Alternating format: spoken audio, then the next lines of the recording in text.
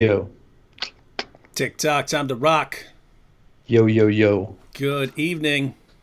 We got the sound check with AP. AP, sound check. Yes. Check it. Check, check, check, check, check, check, check, check, check, check, check, check, check, check, check, check, check, All check, right. check. Okay. All right. So, Good. That was good. good evening, good That afternoon, was good. good morning to everyone who's watching from all around the world. I'm your friendly neighborhood philosopher, David Wood. With me now, two special guests. We've got the Marvel team up here. Christians, atheists, everyone united under the banner of "We do not want to be controlled by that." Whatever else happens, we do not want to be controlled by one certain thing, and so that unites. Think about that. See, Islam is actually uniting people Yeah. against it. That's some interesting stuff. All right. I'm sure most of the people here know both you, but just in case we have someone who doesn't, AP, why don't you give an introduction? I am apostate prophet. That's my real name. Just kidding. That's not my real name. It's my real name is Ridvan Aydemir. I'm the apostate prophet. You should know me. If you don't know me, then you shouldn't be using YouTube. If you're subscribed to David Wood, then you should be subscribed to me too. My content is better than David Wood's content. I'm an ex-Muslim. I live in America. I'm from Germany and Turkey, and yeah, that's what I am. And Abdullah, why don't you introduce yourself to everyone? Yes, sir. So, ex-Muslim, I'm in Canada. I go by Abdullah Samia. And what can I say? I used to be in I've been in two different sects in Islam, and now I'm atheist. So, that's me. All right. And the reason I definitely wanted to have you guys on is because some recent events, which we'll get to in a moment. My goodness, there are a lot of people in the chat talking about golden showers. I don't know what they mean. I don't know what they mean, but for some reason people are referring to golden shower boy. Who in the world could they be talking about there? I don't know. Maybe they'll explain it later. But one of the things that's happened is, and which we'll be focusing on here, is Mohammed Hijab, of course, has decided to start heaping abuse on people in some ways that most people would find very, very, very inappropriate. And his justification is, well, they heap abuse on the prophet, and so they kind of deserve what they get, and this is the best way to go about it. And you'd think people wouldn't want to get on the same page with him on that, but I see a lot of people supporting him. So before we actually get into that, Abdullah, why do you criticize, of all the things you could be doing in this world, why do you dedicate time to criticizing Muhammad and the Quran? Well, it's simple. Islam has a lot of very bad ideas in it. I don't think it's a motherload of bad ideas, but I definitely think there's truckloads of bad ideas in Islam. When it comes to women's rights, it comes to the rights of minorities, when it comes to freedom of religion, freedom of expression, there's just so many things. And, I've seen two different sects in Islam. I've seen Ismailism, which is a very liberal sect, 5% of the population, something like 5 million in the world. And Ismailism is it's tolerant, and it's like it doesn't even register on the radar for harm compared to Sunni Islam, which is what I converted into. And I think the reason for that is because Ismailism is a modern sort of religion that has a living guide and all that, whereas Sunni Islam goes by what the Prophet said in the 7th century. So you have this 7th century sort of world that Muslims in some way or form are trying to bring back in today's world, and that's where the problems are. There's just a lot of dissonance there between what the world we live in and the world that Muhammad lived in, and the world created by the scholars of Islam over the years. So this is why I talk about this thing, because I spent a big part of my life being a Sunni Muslim, and when I was Sunni, I made a lot of sacrifices. I gave up a lot of things. My whole life is different because of Islam. And I just don't want other people to make the same mistake, which is why I created the YouTube channel, which is why I have my blog. I don't want other people to give up, to make the same sacrifices that I made. And frankly, I think it's bad for the world. So we need to talk about it. If we don't talk about it, people are going to convert to Islam. And why are people converting to Islam? Because the image that's sold to them is an image, it's a sort of sanitized version. It's an image that, only the nice parts are kind of presented, and the not so nice parts you find out later when it's, once you've already converted to Islam, now you can't leave it, and now you're sold, you're told the rest of it. And, I think even most Muslims today, they don't really know the bad parts of Islam, which is, the things that Muhammad actually said and did back in the 7th century. That I think is worth talking about. And I think it's worth spending, those of us who have the ability, we have the freedom, we live in a country where I just said stay away from golden showers. We have the ability and the freedom to talk about these things. Then why don't we talk about these things? Why don't we make a change, be the change you want to be in the world, right? So you doesn't sound like your goal is just to be as evil as possible. Well, that too, yeah. All right, same question to AP. AP, you have been putting out some very, very distasteful videos making fun of Muhammad for a long time. Of all the things that you've been doing, why would you do that? Well, I spent many years of my life being raised as a Muslim, and I practiced Islam quite religiously and devoutly. And during those years of devotion, I realized one thing, which is that Islam is the only system in the world that has a very good sense of morality, and that gives humanity peace and tranquility. And I saw that people have to abide by this perfect morality in order to be better humans. And I thought to myself, I have to do 5 prayers a day. Can I do that? No, I'm too lazy. So I decided, well, I should just what should I do if I cannot pray? If I cannot do the 5 daily prayers, I should just declare that I no longer believe in Islam. So I started calling myself an ex-Muslim. And then I saw that there is money in this whole business, that if you declare yourself as an ex-Muslim, that people are going to pay you money, and especially Jews and Israel and stuff like that. So once I saw that opportunity, I decided to go out and make very distasteful and disrespectful videos about Muhammad and Islam and the Islamic community. I think I also had some special interest in simply disturbing humans and disturbing society and making society more corrupt. Spreading evil, spreading corruption in society. And I'm kind of getting a kick out of that right now. So, why not? And for anyone who doesn't understand the sarcasm here, that's what the apostate prophet gets accused of, right? That both these guys, it's you couldn't handle the difficulties of Islam. You couldn't handle your daily prayers, and you realized you could make a lot of money if you went out and started attacking Islam and so on. I mean, my goodness, how rich would I be if I converted to Islam and came up with some bogus story about how it was after realizing that the Quran's been perfectly preserved right down to the letter, and here's my new book on all the evidence for Islam. I'd be a billionaire. I'd be an overnight billionaire. They really make up these things like, he just didn't want to pray the 5 daily prayers. He didn't want to fast. He didn't have the will to fast. He wanted to. This one guy, in fact, Ali Dawa said he was saying that, right? You're weak. You're weak. Well, yeah, he said he wanted to buy a house with interest, which is why he left Islam. Like, are you kidding me?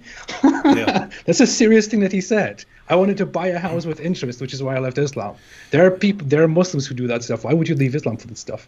What kind of a ridiculous reason would that be to leave Islam? But notice, because that goes back when Nabil left Islam and became a Christian. People who didn't know him were saying it's because he was paid by Jews. It's because of this. It was because of that. And both me and the Muslims who knew him and his family who knew him knew that was completely ridiculous. So they had to explain it in other ways. And so they explained it in terms of me being this master brainwasher and manipulator who manipulated him into belief. But notice, the answer can never, ever be, well, I looked into some things and I realized this is a bunch of nonsense and I'm not going to spend my life following it, a bunch of nonsense here. And so I left it. It can't be that because then people might want to wonder if it really is nonsense, and so they have to attribute it to some evil motive. It's for money. It's for it's because you're lazy. It has to be something like that. Even if you did believe in Islam, you could argue for some reason that where it is about Islam.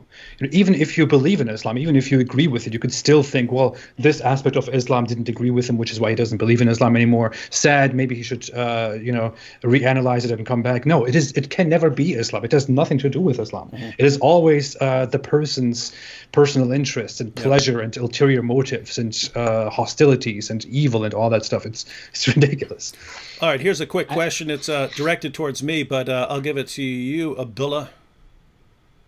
This one comes, and then we're basically gonna look at Hijab's Twitter page and discuss some of the tweets there. But quick question here from Original.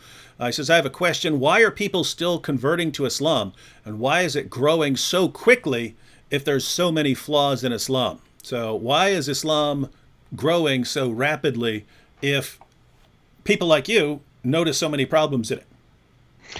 Do you want me to answer? Who wants to answer? I think Let's get things are changing. Yeah, things are changing for sure. The narrative, the world scientific miracles, the world Quran preservation. There's been a lot of changes like recently. Things that Muslims took for granted, like the scientific miracles, started in the 90s with the big Saudi conference. I forget the sheikh's name. There was a sheikh that Sheikh Zindani. He had this big conference where he got Keith Moore and all of these guys to come over, and he sort of tricked them into like saying a bunch of stuff about the Quran. Wasn't he like buddies with Osama bin Laden or something like that?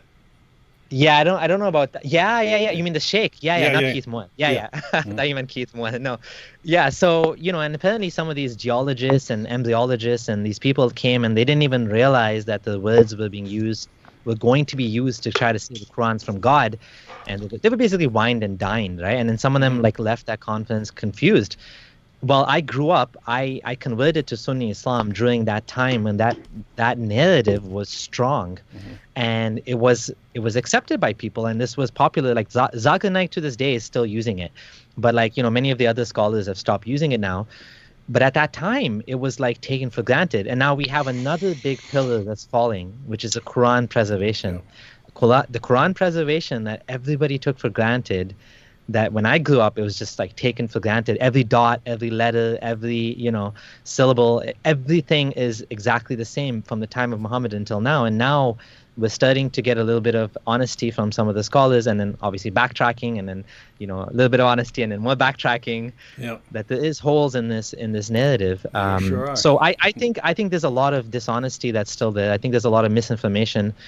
And things are going to change. But also, I think it's people are looking, some people just have holes in their lives or whatever. And I don't really understand. Like, if you're coming from, like, Christianity, for example, or any other religion, and I don't understand why people want to, maybe they just want something different. They can't find the goodness in their own community, in their own, like I talked to one guy just like that, where he was in Europe, and he's like, and he was Christian, and he became Muslim, and he almost became Muslim. And I asked him, like, why did it appeal to you? He's like, well, I saw a lot of arguments for one God and this and that, and that's what was presented to him. So he kind of went online and he saw like Hamza Sortis and these guys and how they make these like logical, deductive arguments for one God and whatever, and he was convinced by that. And so he began, and then when he saw my content and some other, ex-Muslims, he started to see the problems in Islam, and now he doesn't know what to do. But like in the beginning, he didn't see any of that other stuff. All he saw was the logical, deductive arguments for God, and he thought that, okay, well, one God, well, Islam has one God, so maybe Islam makes more sense, and that was the end of it. So maybe there's a lot of that too, and then maybe there's a lot of just misinformation about Islam being feminist or being pro-women, and I, Man, I don't know. Like, you know, me, people don't. I think maybe people don't want to know, and they just want to be a part of something else. Who knows? yeah, me and AP both laughed right when you said, well, one God and Islam has one God. And so it's just hilarious because I see so many people do that, right? Well, Islam preaches one God, and I believe one God is called monotheism.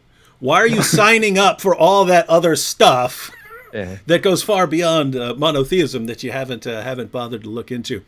All right, so should we take a look at Mohammed Hijab's Twitter page? I would like to add something. I don't. Go. Islam is not growing at all. People are not converting to Islam. Islam is not growing by conversion. There is a projected, research, the projected growth of Islam over the next 50 to 100 years, and I feel and I think, as I remember, the number of people who are supposed to convert to Islam. No, It evens out, right? Like, the positive growth is like there are like 3 million people convert to Islam in total if you add the positive and the negative, which is nothing like in 100 years. That's a ridiculously low number. The people don't convert to Islam in masses. There are the number of people converting to Islam and leaving Islam is about the same, and the issue here is that most people who convert to Islam, almost all of them make it public, whereas most people who leave Islam do that secretly. So you really have to take that into consideration. Islam is only the fastest growing religion right now because of its high birth rates, because Muslim culture, due to Islamic teachings, puts a lot of weight on turning women into baby factories that are just supposed to push out the new babies to further the Muslim population, because that is in alignment with Muhammad, the holy prophet, who said that he will in the afterlife be proud of the number of his followers, and that Muslims should procreate and make as many babies as possible, and that is what Islam is about. That's why it's growing. I have met several people who did convert, 2 or 3 personally. I've seen other people who do convert, and I have to say that there is a pattern. It's mostly not people. I wouldn't say everybody, but mostly people who convert are just people who are looking for something because things haven't really been great in their own lives, or because they have been looking they have been sick with cultural corruption, and they found that Islam, with its extremely regressive attitude and extreme authoritarianism, is somehow the answer to their anger against society, which is why they started following and practicing Islam. So it is a wicked mindset that you really need in order to get into. And you mentioned that a lot of the people, and this would especially be true in Muslim countries, but even in the West, because people don't want to upset their families a lot. I hear from tons of people saying, I don't believe in Islam, but I'm still gonna be a Muslim as far as my family is concerned because of the damage it would do. But I guess that's part of the reason for the importance of what you guys do and the ex-Muslim community, because back in 2005, Nabil became a Christian. There were not a lot of public ex-Muslims, right? There were almost, I mean, it seemed like I could count on like 4 fingers the number of public ex-Muslims who are going around, whereas now they're everywhere. I can't go on my computer without running into 50 ex-Muslims. Yeah. And so, yep, it's cool that times I are changing. I think those Pew numbers, those Pew polls, are all based on the current levels of apostasy, which are going to change. Yeah, they are. Like I said, a lot of the things snowball. things are the pillars of Islam, or whatever you want to call them, they're toppling. And so there's going to be a lot more people leaving Islam. There's going to be a lot more agnostic Muslims, right? Muslims or lapsed Muslims, cultural Muslims, Muslims that identify as Muslims but don't really believe. I think that's where the biggest growth is going to be. So the numbers are going to keep increasing. But for all intents and purposes, these people don't really believe in Islam. They go for, they might pray, they might not pray. They're sort of attached to Islam, they're sort of not attached to Islam. I think there's going to be a lot more people like that. Mm-hmm. Yeah. No question. All right, let's go. And I put a comment up on the screen. Is Mohammed Hijab trying to destroy Islam single-handedly from within? I don't know. If he is, he's doing a good job of it. And if he's not, he's still doing a good job of it. Because, wow, I mean, I've been saying this for years, that if some of these younger, more aggressive Muslims start taking over and become more popular. They will destroy Islam from within. They'll bring the whole system down because, and I noticed this all the way. And we talked a little bit about this on AP's live stream a while back. That I saw way back in the day, 2005, 2006, 2007. That I knew some really aggressive Muslims, and I'd known some in prison as well. And the Muslims who got put forward as speakers and debaters were completely different. They're these nice, gentlemanly people and so on. I'm thinking, why are these guys being put forward as the representatives of Islam when you've got these far more aggressive, far angrier people who seem to be much closer to what Islam actually teaches? And realized back then, man, if those guys could ever become the public examples of Islam, it's going to change people's perception, and maybe people wouldn't be so resistant to the idea of ever criticizing Islam. Maybe people wouldn't say you're a racist if you criticize Islam if they find out it really does call for these things, if it really does call for the killing of apostates. So we're not just making that up. And so, but now it's actually happening. We have people like Mohammed Hijab and Ali Dawa and Farid and these young guys who are gaining popularity on their YouTube channels. And you take people who are already young and aggressive, and then their religion encourages them to be aggressive, and then they have a big following that's cheering on whatever they do. You could tell. I mean, it's pretty obvious what would happen, right? They would become more and more popular until they have massive popularity and have a massive crowd ready to shout down anyone. By that time, you've got the Muslim scholars and the people who want to calm them down, saying, hey guys, we have to, you have to pull back. You're embarrassing us. You're making the religion look bad. But they'll get shouted down by the mob. How dare you? You're jealous of Mohammed Hijab. You're simply jealous of Hijab and Ali Dawa and their great popularity because they're the ones who are crushing the kuffar. And now you're trying to bring them down to your level.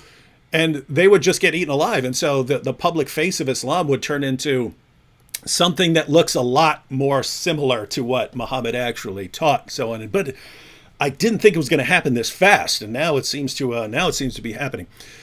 Anyway, let's go ahead. I know. To me, it looks like it may be that Mohammed Hijab doesn't believe in Islam anymore, and he's really upset. He's really angry about this whole about Islam and about how it affected his life and how how it is everywhere. And he's trying to cause as much damage as possible before he gets out, and he's sacrificing us, like me and Abdullah Samir and all these people, just because of his anger. But please, Mohammed Hijab, if that is your plan, if that is what you're doing, Mohammed Hijab, please stop. That would be brilliant, right? If like one of you guys decided, hey, I'm about to leave Islam, you say, wait a minute. Maybe I won't tell anybody. Maybe I'll stay here, become a champion apologist for Islam, and then destroy it from within. That would be epic. That would be epic. He's doing a good job. He's doing a fantastic job. Mohammed Hijab, keep going. All right. Well, Mohammed Hijab seems more like a fundamentalist than anything. I'd say Yasir Qadhi is the one that has doubts in Islam in some level, some deep level. He knows that some of this stuff just doesn't make sense.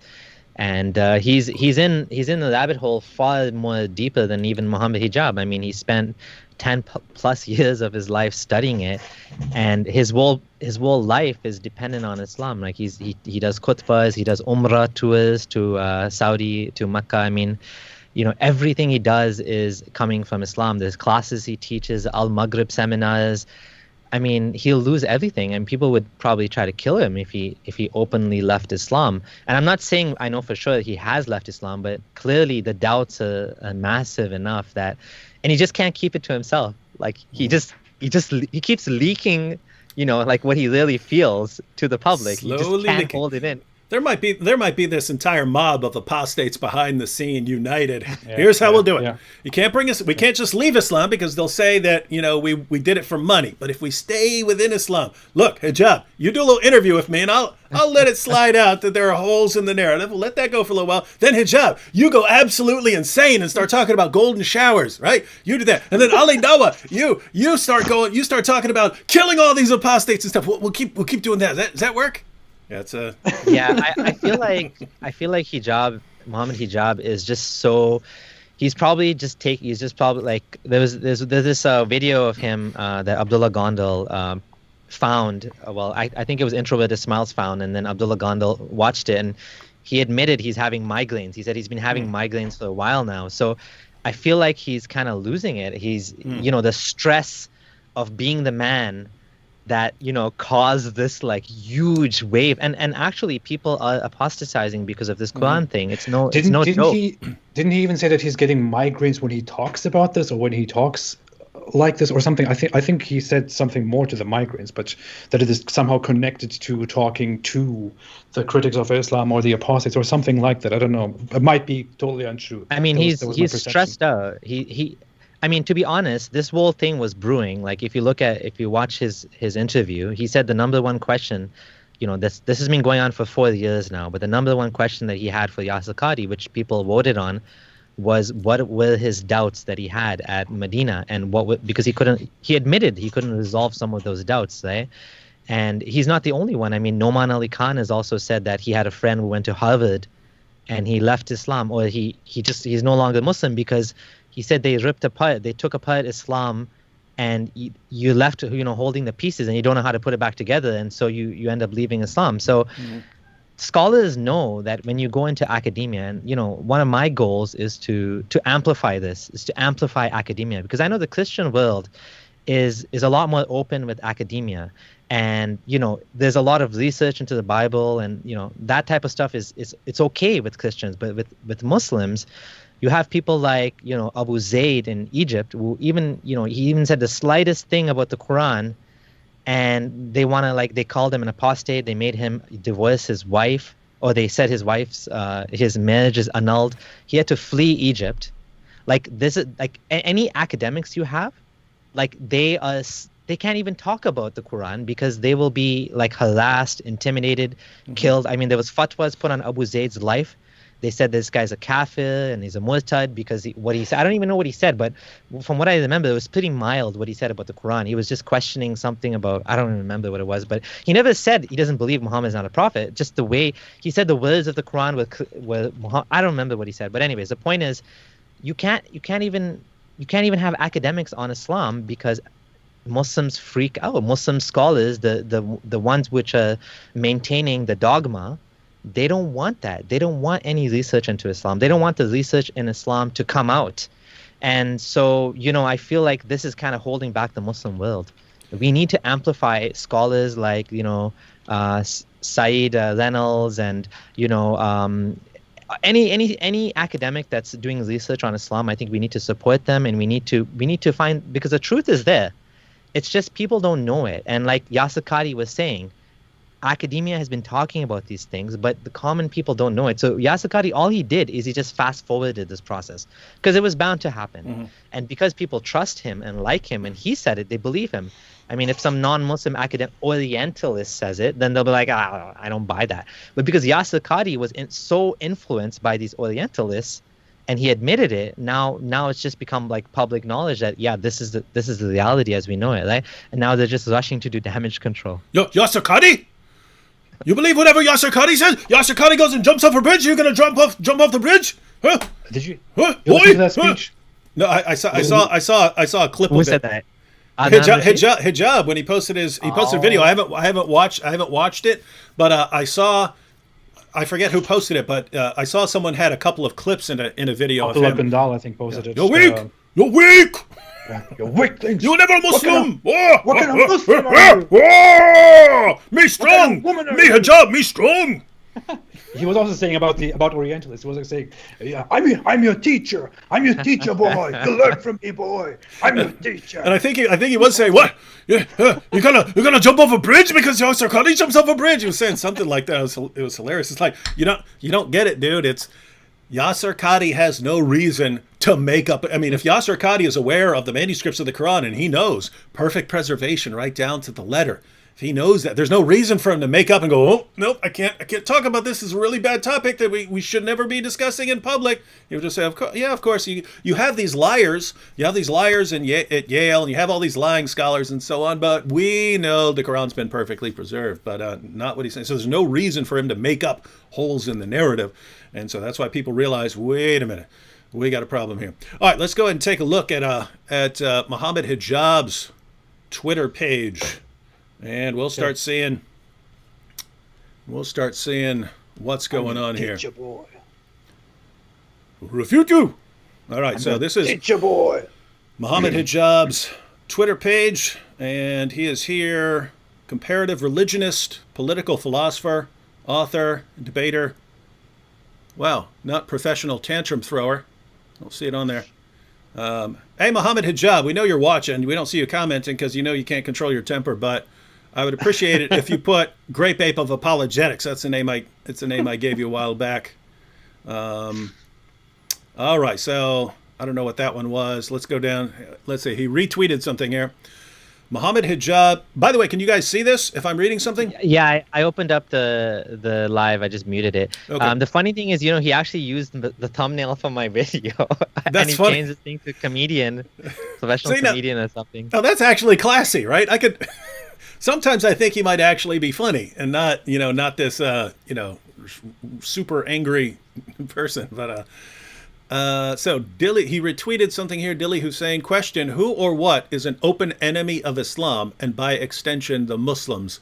Answer: any individual, group, or entity who publicly defames, mocks, and attacks Islam and Muslims without any willingness to sincerely engage. Wrong. Now notice. Even though Abdullah, you probably mock the least. I think I might mock the most. AP is trying to catch up with the level of mockery that I produce, but this specifically says who mocks, defames, attacks Islam without any willingness to sincerely engage. I think we do sincerely engage, don't we? We all do. It doesn't matter, This guy is completely misrepresenting the position here. It has nothing to do with wanting to sincerely engage. It has absolutely nothing to do with it. If you are an opponent of Islam, if you criticize Islam in any way, that means you are an enemy of Islam. That's all that needs to be said. That's the entire definition of it. If you oppose Islam, then you are by definition, according to Islam, an enemy of Islam. All the mockery, satire, jokes, and all that, none of that matters at all. That's all just an excuse. Yeah, I was getting plenty of death threats when I was not mocking at all. I was just giving straightforward information and debates and stuff like that, and that was too much. That was too much for them. But I mean, my goodness, recently, the thing I've been doing most in live streams is inviting Muslims on, giving them massive amounts of time, giving them 10, 15, 20 minutes. Several days ago, I gave Dr. Shuaib Syed, who's a speaker for Peace TV and a bunch of other organizations, I gave him an hour and 20 minutes, which he used almost entirely to attack the Bible. And so I don't know how you say, hey, we're not seriously engaging here when we're putting our arguments out there. We're inviting criticism. We're inviting feedback. What are you laughing at? What, did you see a comment? Did you see a funny comment? No. It says political philosopher. Oh, yeah. Most brilliant scholar in the world. Oh, you're a political philosopher. Are you kidding me?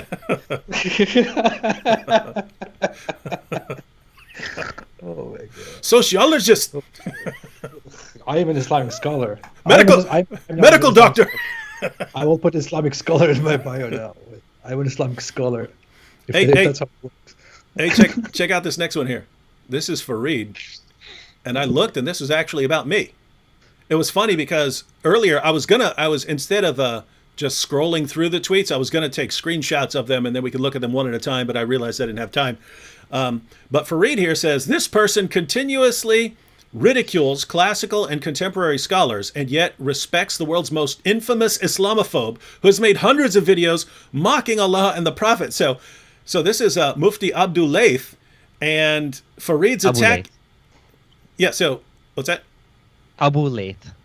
What about it? Oh, that's his name, Mufti Abu Laith, not Abdu. Oh, sorry. Did I say Abdu? Okay. Yeah. Abu Laith. So the Mufti here, he so anyway, I saw Mohammed Hijab retweeting this, and so Fareed says he's attacking the Mufti for saying he respects someone who's the most infamous Islamophobe in the world. And I was like, oh, cool. Who's the most I was like, who is he talking about here?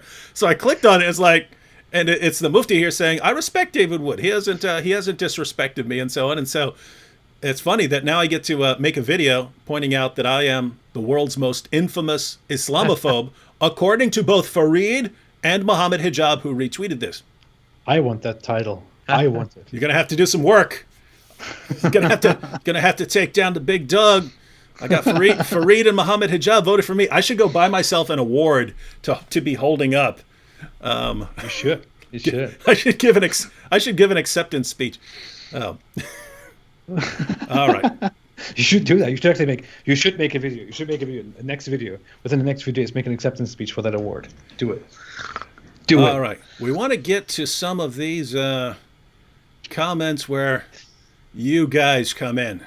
Here we go. This is one of them right here. This isn't specifically about you, but this follows a bunch of attacks on you guys here. But he says, let's see. Let me see if I can zoom in on this a bit. Right there. So he says, I call upon all of the Muslim Twitter soldiers to work within the full scope of the law to create maximum damage to the cause of Apis and his public figure with a censored. They are demoralized and on the ropes. Do not let the weak-minded Muslims deter you. Finish them. Finish them! So this is, he specifically mentions AP, but given his tweets, his recent tweets before this, that includes, who is he? I know he's referring to me and my wife. Yeah, I know that, but I mean, as far as leading up to this, I know he posted about you, he posted about Abdullah and Abdullah Gondal, right? Was there, were there anyone else? And also, Introverted Smiles as well. And Harris Sultan and Faye Rahman. Anyone that's like anyone that he just thinks of that goes in his warpath. I don't even know. Like, I think he's just digging for content. Like, he went to my blog. He's been going to. He's just looking for something. He's just looking for a fight. I think that's what it feels like. And like picking on your wife. I mean, your wife doesn't even have she doesn't even come on your YouTube channel. She has a Twitter account. Like, does she deserve this sort of wild? Well, he calls her a public figure. That's his excuse. He says that she is a public figure because she has a public account that criticizes Islam as well. But that is not the definition of a public figure. If you have any account on any social media platform, you are a public figure who must be destroyed using freedom of speech. A public figure is, by definition, somebody who has a significant number of people who know you, like a really significant number of people who know you, so that when someone mentions you, people know who you are talking about. My wife is just a random person on Twitter who says her opinions. She's not a public figure. I am a public figure. You are a public figure. Abdullah Samir is a public figure. Mohammed Hijab is a public figure. My wife is not. He's making this excuse and attaching public figure so that he doesn't get in trouble, but it doesn't protect him because that's not how it works. He will get in trouble for this. And notice the silliness here, right? It's we criticize Muhammad for a reason, right? This guy calls for our violent subjugation. We're all dead. We're all dead according to Muhammad. We're all dead because we criticize Islam. You guys have an additional death sentence because you're ex-Muslims. So everyone on this live stream right now is under a death sentence. Islam calls for the violent subjugation of the entire world, calls for a lot of horrible things. And so when we criticize Islam, it's like Muslims are saying, yes, there's this ideology that calls for your violent subjugation, calls for your death, even according to Ali Dawah. It's a guy who had sex with a prepubescent girl and took the wife of his own adopted son and bought, owned, sold, and traded black African slaves and did all of these things. But don't you dare criticize him. If you criticize him, it's just because you're evil and will go after your wife. And that seems to be the reasoning there. So notice if your AP and Abdullah, if your wives were calling for the violent subjugation of the entire world, we're calling for people to be slaughtered, and we're winning millions and millions of followers to go out and kill and slaughter for them, and Hijab said, well, we must criticize these women. I would say, yeah, you do. You should, because of their horrible teachings. But it's more along the lines of they're attached to you guys, and therefore they're fair game. Look, what they're doing is they're saying that they have now the right to attack and harass our family members, our wives, and our other family members, including our children, because we insult Muhammad, who is very close and very dear to them, and they attack who is dear to us. But that's not how it works. It is not that. Completely putting aside the fact that Muhammad the Prophet is this big religious figure who did a lot of atrocities to the world, insulted all of us, and all that. Aside from all of that, what is happening is not that we insult their values and their beloved figure, which is why they can now insult us and our families. What's happening is that initially Muhammad insults all of us, calls us lower creatures, calls us names, calls us worst of creatures, lower than cattle, and calls for our death. We, as a response, then insult and criticize him. We don't even do half of what he has done to us, and then these Muslim apologists come and say, "How dare you insult our prophet? Now we can insult you." So that is where their logic entirely fails. Yeah, and that's an important point, because I say that when people say, "Well, why do you criticize Muhammad?" Hey, Muhammad criticized me long before I heard who he was. Yeah. He was coming after us long before we ever heard of him. And what you guys are saying, what Muslims are telling us is, yes, here's this system that calls for the annihilation of your civilization and says that you guys will be killed and that your wives will become the sex slaves of followers of Muhammad, but you need to just not speak about it. When here's the craziest part, as far as I can tell. You've got, if anything in the history of humanity deserves criticism, I would say it's this. But we're not going out there and slaughtering people. We're responding in the most peaceful way you can while actually making these points. We're doing it through speech and discussing points and going through arguments. It's like, gosh, if your ideology cannot handle that, if your ideology says we're going to kill and slaughter you all, but you can't even speak out in your own defense, guys, do you see why we have a problem with your religion when this is the message we're getting from it?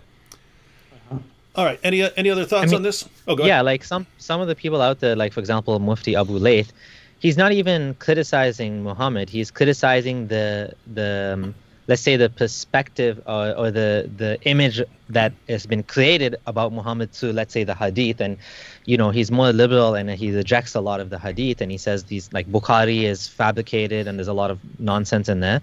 And even he is considered a kafir, a disbeliever, and a murtad, like an apostate, just for not criticizing Muhammad, but just for saying the Hadith is not true. Mm-hmm. So it's like the standard, or it's just too easy to fall into this. Like, you don't even have to say anything about Muhammad. You can even just say that I don't believe that was Muhammad, and still you be considered like an enemy of Islam. Like Abu Zayd, like I gave the example Abu Zayd, and the live stream we did with Gondal on blasphemy, there was a bunch of Quranists that they were given jail sentences because they're Quranists and because they said you can't trust the Hadith. And it's just crazy. It's like, never mind criticizing Muhammad, even if you criticize the idea that Muhammad that is not really Muhammad, even that's like, that's taboo. That's considered off limits in some parts of the Muslim world. Yeah. Well, we've even seen from Qadhi. If you simply say that there are holes in the narrative, they're coming after you. And so can you imagine the pressure to conform, where any divergence from any point, even if it's obviously false, even if you've looked it up, and Yasir Qadhi was saying, when he's talking about what Western scholars will point out to you, he says, and they're right because they're quoting your sources. We know they're right. They raise these criticisms and we know they're right. So you're in a situation where someone is telling you the truth. You know that you have a problem with your position and you can't say one word about it because you'll get eaten alive by the mob. This is And that's what happened to Yasir Qadhi, and that's what happened to Mohammed Hijab. They got eaten alive by the mob. Yasir Qadhi, I was like, I was surprised that he took down the video. I was really not expecting that. I thought he's the type of guy that stands by what he says. And especially when it's like already all over the internet, it's kind of too little, too late. But I mean, the mobs, just imagine, like, this guy kept his video up for as long as possible. Mohammed Hijab, backtracked first. Mohammed Hijab started throwing him under the bus, saying we'll refute him and whatever, like you said. And then and then even Yasir Qadhi caved. And then Yasir Qadhi is making he's backtracking now, and he's saying, oh no, Quran is preserved, my words are being twisted, this and that. But even he wasn't able to hold up, to stand up to the mobs. The mobs are really holding back the Muslim mobs are holding back Islam. It's just that there's no two ways about it. It's just unfortunate. Yep. Yeah, actually, let me pull up. I had it here before in a previous live stream. I think when I was on here with Jay Smith, but after Yasir Qadhi did his interview with Mohammed Hijab, and then there was this sort of immediate backlash, and a bunch of people started using clips of the video of him saying holes in the narrative. He posted on Facebook, but he said, after a recent interview with Brother Mohammed Hijab, some missionaries and anti-Muslim propagandists have read their own prejudices into our very brief discussion. Some of them have twisted my words to suit their agenda. While Muslim scholarship has pioneered Quranic studies for centuries. This is the same guy who was saying, guys, the things we say in the world of Quranic studies from an Islamic perspective, it can't stand up to these to non-Muslim scholars. He says, while Muslim scholarship has pioneered Quranic studies for centuries and continues to do so, the fact remains that we all agree on the demonstrably proven fact that the Quran has been preserved in its entirety, word for word, and that we believe that all 10 of the recitations of the Quran and so on. But notice it's this, what's going on here is, I think, a pretty close parallel to what's happening with Mohammed Hijab. And Abdullah, you already mentioned this. It must really suck to know that you're the cause of people doubting Islam, right? That has to be rough. But notice, instead of Yasir Qadhi putting the blame where it's deserved, namely all of these people who spent years falsely claiming that the Quran's been perfectly preserved, instead of blaming them, instead of blaming Fareed for leaking the emails, instead of blaming Hijab for forcing him to come out and say it, instead of blaming himself for admitting that there are holes in the narratives, I mean, he could have just shut it down, instead of blaming anyone who's actually responsible for that dumpster fire of an interview, instead of blaming anyone, let me go after the Islamophobes. And the reason for that is to try and win back these people who are coming after him. Hey, don't come after me. Don't come after Yasir Qadhi, because I'm the one who's going to go out and refute these Islamophobes. I'm going to go out and refute the Islamophobes. And I think that's what Hijab is doing. He's catching so much of a backlash. People coming after him, hey, you caused me so many doubts, you're causing people to leave Islam with this. I think it's, well, let me go out and start a big fight with everybody, with all of the unbelievers. Let me start a fight with all of them, and then Muslims will rally around me as their champion who's taking down the apostate prophet and Abdullah Samir. I'm the one taking down these guys by attacking their wives like a real man would. And wow, frankly, look at what the thing says. Did you? Which one was the one of the tweets that you read earlier by Mohammed Hijab? Did you read this thing? I call upon all the Muslim Twitter soldiers.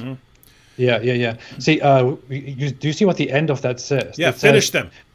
They are demoralized and on the ropes. Do not let the weak-minded Muslims deter you. Yeah, someone's demoralized here. I don't know if it's the Islamophobes.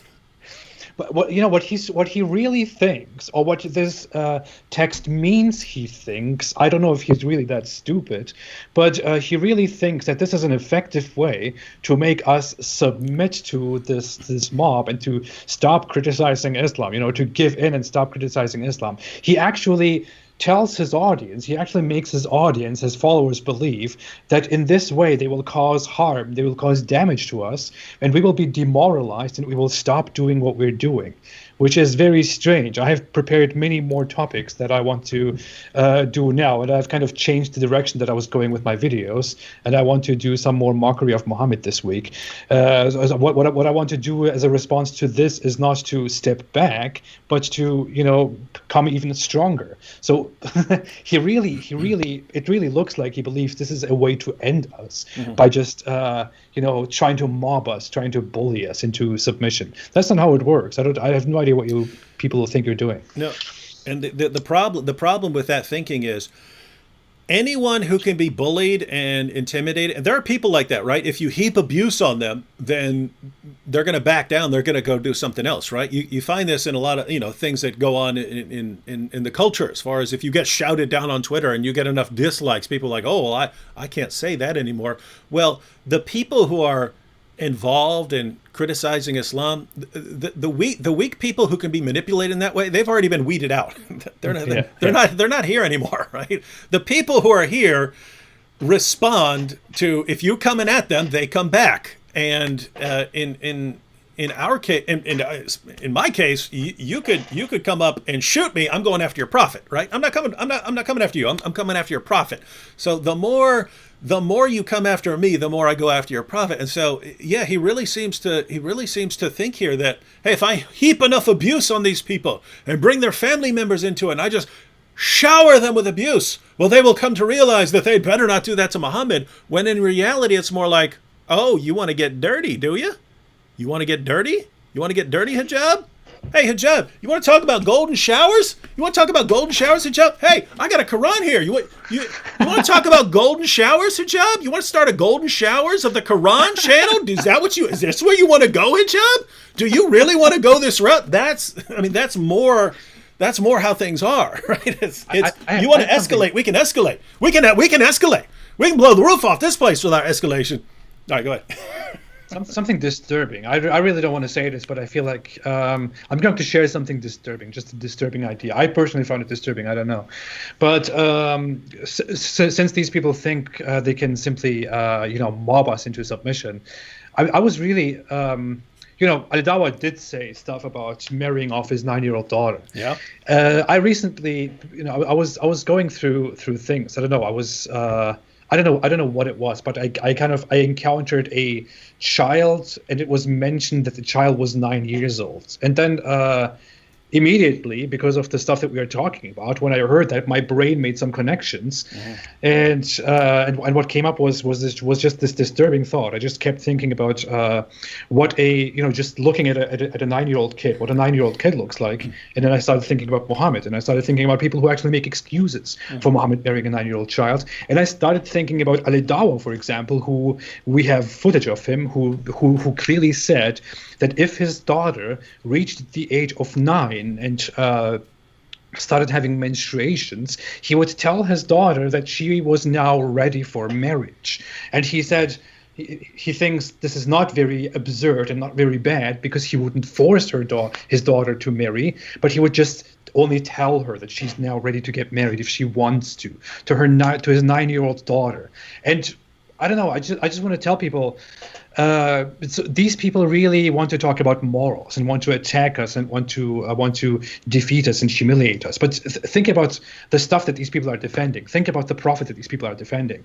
Think about how when you see a 9-year-old child, a 9-year-old girl, think about Muhammad and think about Ali Dawa. Muhammad had sexual intercourse when he was older than 55 with a girl who was 9 years old. Ali Dawa is someone who lives today in 2020, who tells people, if my daughter reaches the age of 9, I will tell her that she's ready for marriage. Ali Dawa actually says that he would be willing to marry his daughter off when she is 9 to an adult, to an older man, and allow that older man to have sexual intercourse with his 9-year-old daughter because she is now ready for marriage. He would be fine with that. And he would be morally fine with that. You could put it together with what he said elsewhere recently, that, and if you have a problem with that and you condemn it, well, you're an apostate now, and we're going to kill you in Islamic State. Yeah. Wonderful. If you condemn that, you are an apostate, and you will be killed for that. You should just accept the idea that a 9-year-old girl, a little child, should just be in a sexual relationship with an old man. And if you find that disgusting, if you find that awful and horrible and immoral, then you should be recognized as an Islamophobic apostate who probably deserves a death penalty under his ideal state, which he apparently is completely allowed to say with his checkmark on YouTube. Abdullah? I wonder if this is just like something he's saying, but if he actually had a daughter, he would reconsider. Like, I know that, I hope so. like when you actually have a kid, you have this like very strong paternalistic feelings, especially as a man, as a father to his daughter. And he might be saying these things now, but we know that in the world, the most common reason for child marriage is actually poverty. So, he might, the condition he added was if she menstruated. So he's kind of equating that with adulthood, which is, it's silly, because obviously a woman that's 9 years old is not, usually would not be physically able to have a baby, and she would there's a very common condition that happens in Africa for women that get pregnant, young girls that get pregnant, which is called a fistula, where she gets like a hole inside her, and then she can't hold herself from using the washroom, and then the only solution for that is surgery, which they can't afford. So these poor women get kicked out of the homes, and they have to live by themselves in shame and misery. So we know from science, from what we understand from biology, that even though a woman, like a young girl, could physically get pregnant, it's not good for her. It's not good for her well-being. It's not good for her. I mean, she's a child. I mean, in every other way, like mental maturity, she'd still be a child, even if she can. And maybe at some point in our evolutionary history, like, we needed to have kids young so that we would survive, and a human species would continue to exist in very harsh conditions. But we're past that now. We want to improve the lives of young women. We don't want to, they're not chattel to make babies, right? And I wonder if Ali Dawah, if he really reflected, if he actually had a daughter, but at the same time, I mean, who are the ones doing the the FGM? It's usually the women, right? It's usually the Muslim, I mean, the women, the older women are usually the ones who do FGM to their daughters, not the men. So the women are the ones who actually implement this in many cases. So I don't know if Ali Dawah would reconsider if, his humanity and his parenthood, his would overcome his religious teachings, because I know a lot of time on Speaker's Corner and stuff, you get heated, you start shouting at each other, and your ego becomes very big, because he's insulting my prophet. No, I'm proud of this stupid religion, and I'm proud of this stupid rule. But deep down inside, if it actually happened that he had a child, I don't know if he would really do that. And if he did, that would be a shame. That would be a real shame for humanity. But that's what that's what these things do to you, is these religious teachings, they twist your mind, and they allow good people to do bad things. You know what I'm saying? Mm-hmm. I think I don't know if he changes his mind when he has a daughter, but if he has a daughter, then Child Protective Services should be there to regularly check on the daughter to make sure that everything is okay. Definitely. Yeah, because I mean, think about this, and this really goes back to some of the reasons that we criticize Islam.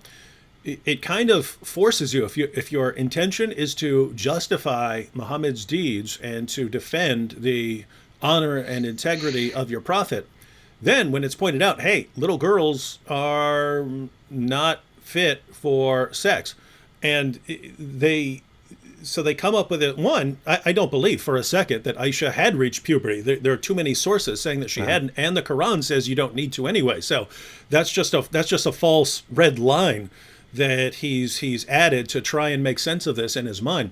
But even if we were to grant that Aisha had reached puberty, and as soon as she reached puberty, well, she's ready to go there. That's the position of lots of these Muslim apologists now.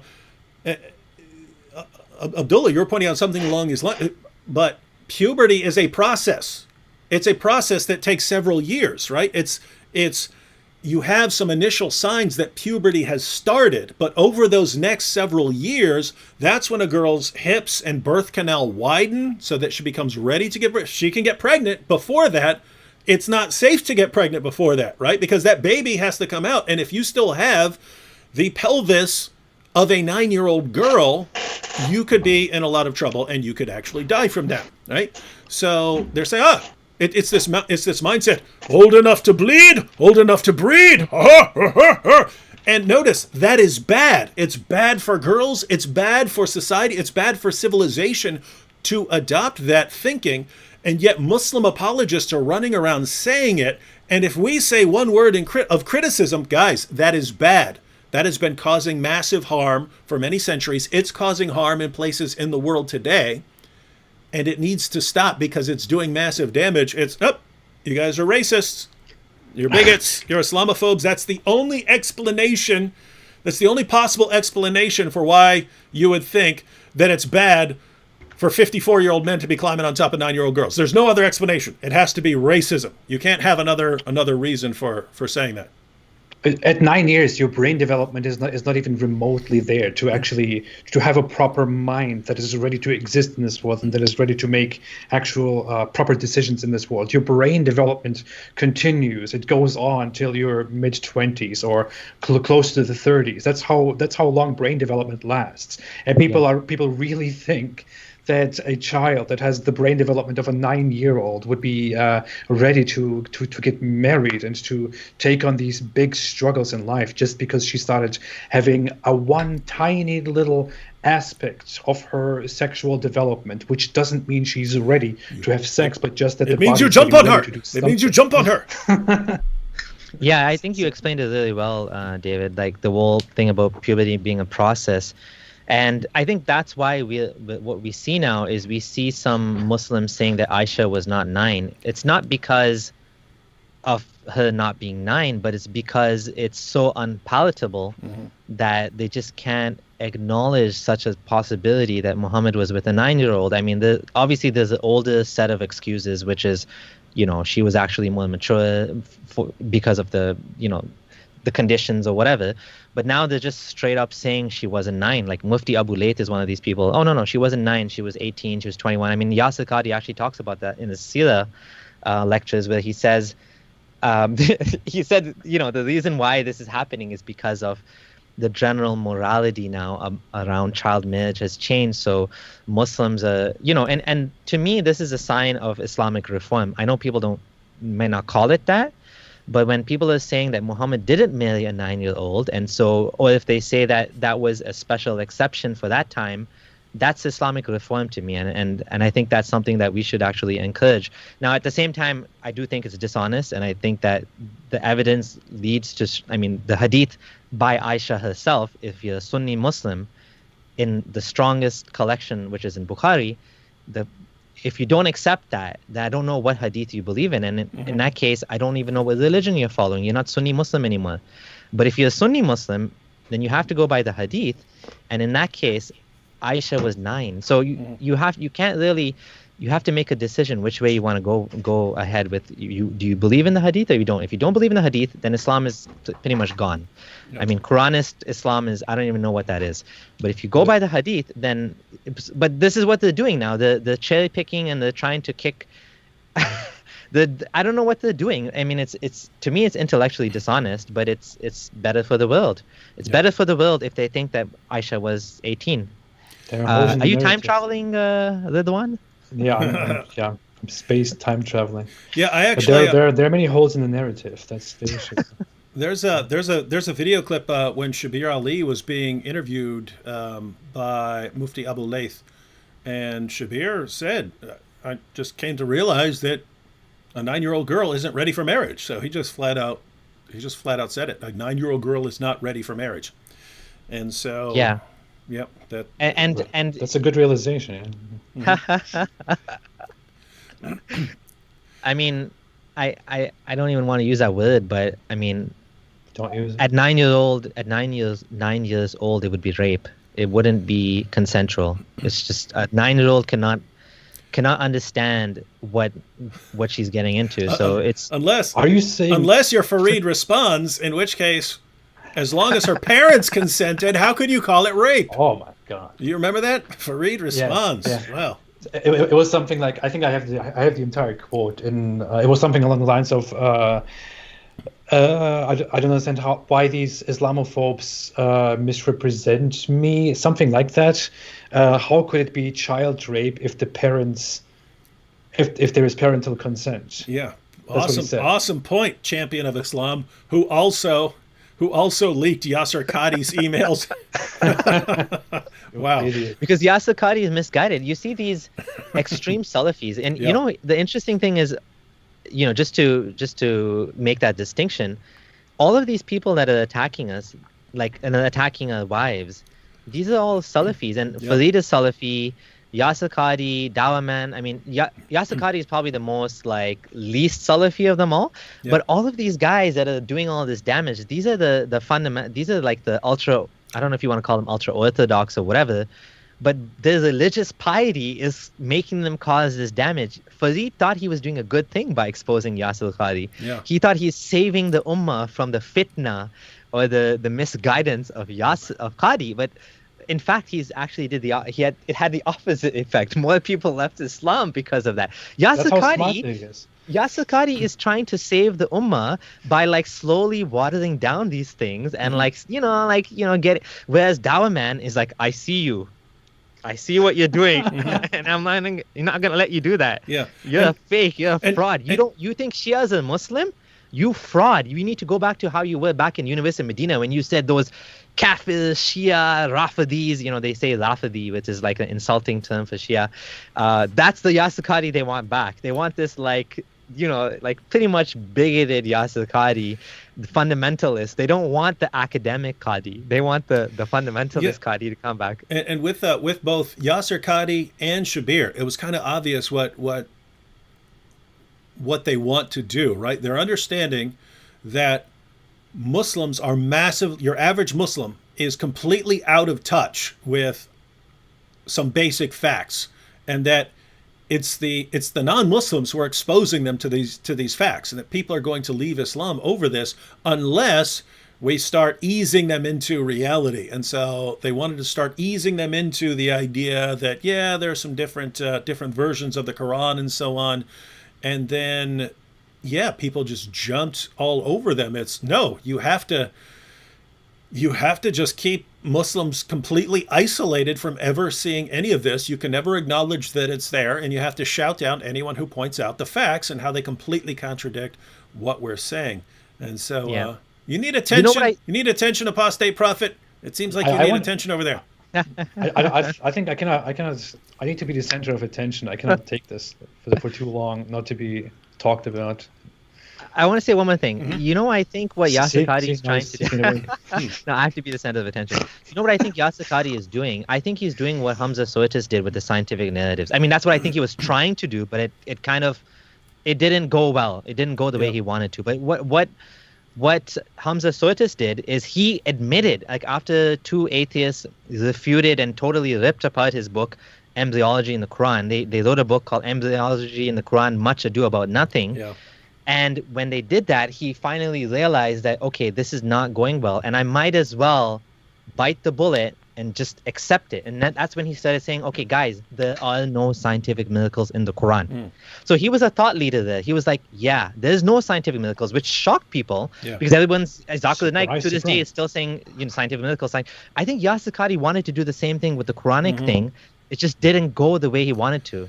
Yeah, I mean, and think how much differently we would be perceiving him right now if instead of that Facebook post where he decided to go on the offensive against Islamophobes, the only ones who had nothing to do with that exchange and so on, if instead of that he had simply calmly posted a video or posted something on Facebook saying, guys, I know you're all really panicking right now because I said that there are some holes in the narrative.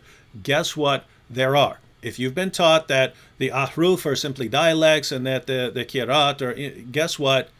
There are some issues here. And if we're people of truth, then we should want to be aware of those. And even though I've lied to you in the past, even though I've been telling you perfect preservation since the time of Uthman, even though I've been telling you that, it's not right. And I just can't keep doing this anymore. And therefore, anyone who is flipping out on me right now, and condemning me, you're actually condemning me for being willing to speak the truth. And guess what, guys? This is the hill I'm ready to die on here. I'm gonna tell you the truth about the Quran. I still believe in the Quran. I still believe it's the Word of God. This doesn't have to destroy your faith, but we can't keep lying about this book. And he would have all of our respect for being willing to do that. Instead, I'm going to destroy the Islamophobes. Hey, the apostate prophet live from the Hajj. From the Hajj. I came here to do the Hajj. And did you go for Hajj before? Me? No, I didn't. Umrah? No, I was offered Umrah after I left. Because you're not Islam, because you weren't a real Muslim. I was not a real Muslim to begin with, so I couldn't have gone. But I couldn't afford it. It was so after I left Islam, there was this my boss, who was a very rich guy, wanted to do this thing. He wanted to organize Umrah for several people that he thought were good people who should go to the Umrah, and he offered it to me, and I was like, no. He was like, come on, it will be good, it will be great, we will be all together. I was like, nah. I don't know. I was very frustrated about Islam because it was just all very fresh. I had just left Islam, but I kind of feel like maybe I should have done it. I should have That gone would have been there. cool. Yeah. I Especially, don't know if you'd have enjoyed it especially if you didn't decided, especially if you'd wanted to destroy Islam from within. Yeah. Yes. Exactly. All right, let's read a few more of messages. Especially want to try and get down to some of the ones that have to do with you guys. So now the next one is actually relevant as well. Well, I mean, gosh, the original one we just looked at. Do not let the weak-minded Muslims deter you. Finish them. So he's calling on the Muslim community. Now notice, guys, if we did something parallel, we would have to say, and to be clear, I'm not saying this. I'm not saying do this. But if we wanted to do something parallel, we would say, all right, all of you who are watching, we want you to take all of these horrible facts about beating women into submission and sex with prepubescent girls and all of these horrible things that Islam teaches. And every time you run into any of we want you to look up all of these Muslim scholars, look up all their wives and so on, look up everyone that's connected to them, and start throwing this in their faces and saying, hey, you woman, how would you like it if you were the third wife or fourth wife? How would you like it if your husband brought in a sex slave? You're allowed to do that. And according to Mohammed Hijab, we should just be doing this all day long as a method. That's what he's calling people to do right now. Yeah. Ali Dawa called it academic harassment. Oh, sorry, he didn't say it. What did he say? Academic question. What? I don't know, like academic harassment, basically. He said something like, when we academically destroy you, or like, I don't know what you're talking about. The guy doesn't even know what academic means. He's saying these these offensive, crude, vulgar, sexually explicit questions. He's calling that academic questions, but it's harassment. It's just straight up, like, it's not. The reason I didn't respond to Mohammed Hijab is there was no intent to dialogue. It's just straight up, like, he's just flooding this nasty stuff because he has no desire to engage. He's just what's it called? Gip galloping is a word for that. I think you just made up a word. What was that? Gip galloping?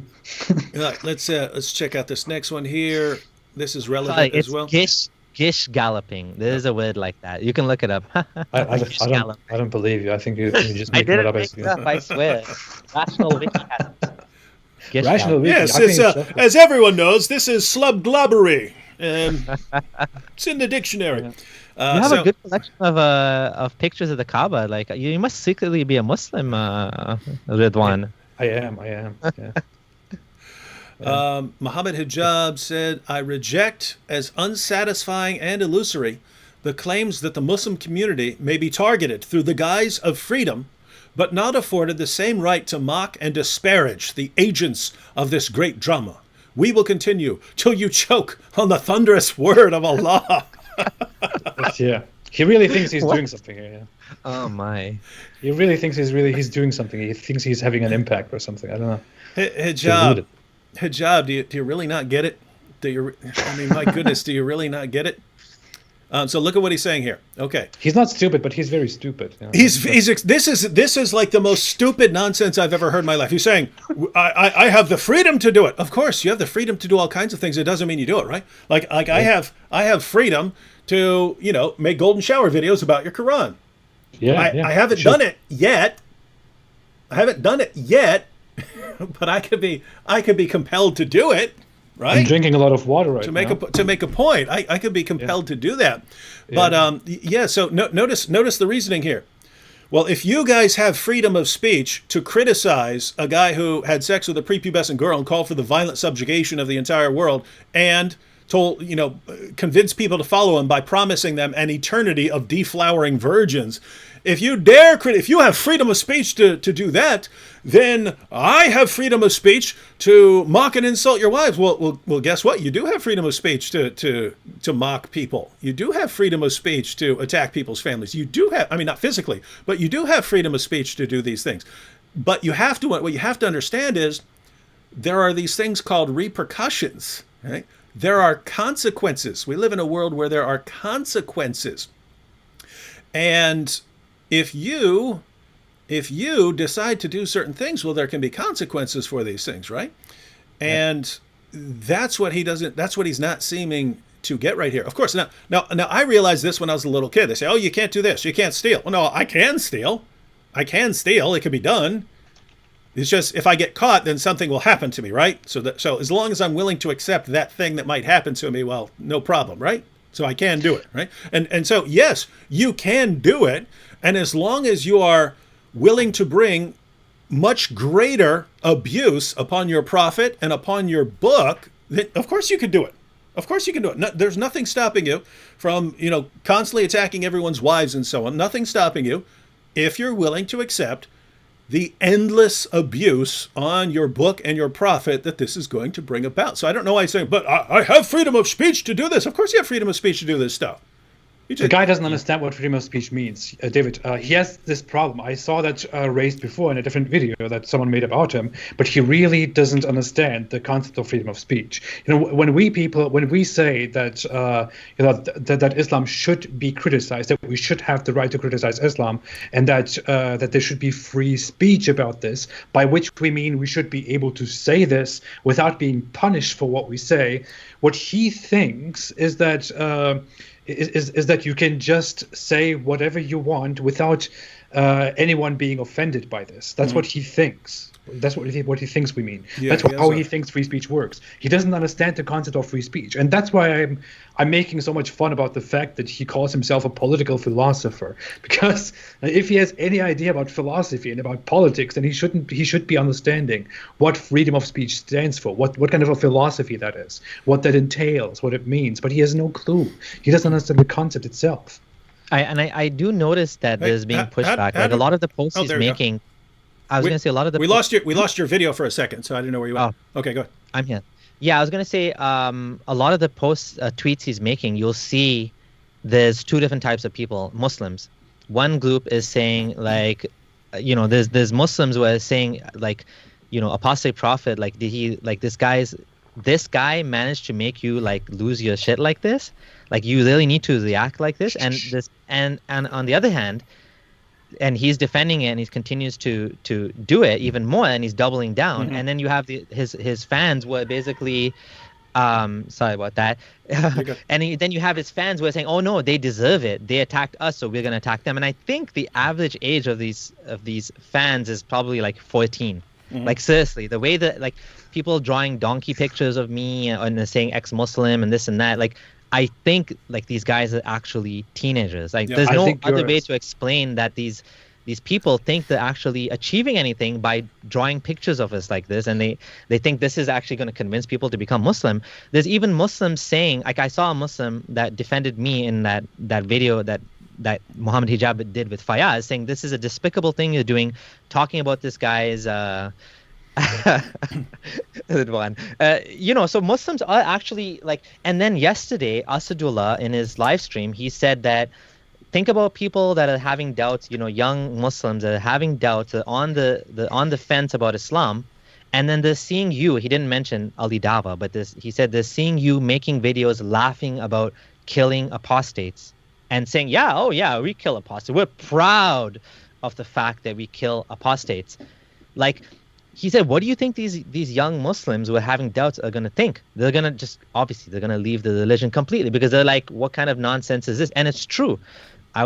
People that are already on the fence and they see this sort of behavior, and that's what Cosmic Skeptic was saying too, that, instead of reporting this guy to the police, let's just amplify what he's saying, because he's doing our work for us. He's actually making it so clear. And instead of these things being underground, by underground, I say what I mean is whispered at the mosque, and khutbahs, and we should kill apostates. Not we go out and kill apostates, but that's the ruling, and we justify that under Islamic law. This is the way it should be done. It should be done. Well, no, now it's out in the open. Everybody can see just how rotten this fruit is, this religion. Everybody can see it, and so they're doing a job for us. And so all we need to do is just amplify it, and we just need to let them talk. I sympathize with the idea of letting them speak and of letting them have their, letting them expose the religion and their attitude for what it is. But the issue is that it can't be accepted. I mean, there is a price that we are paying for that.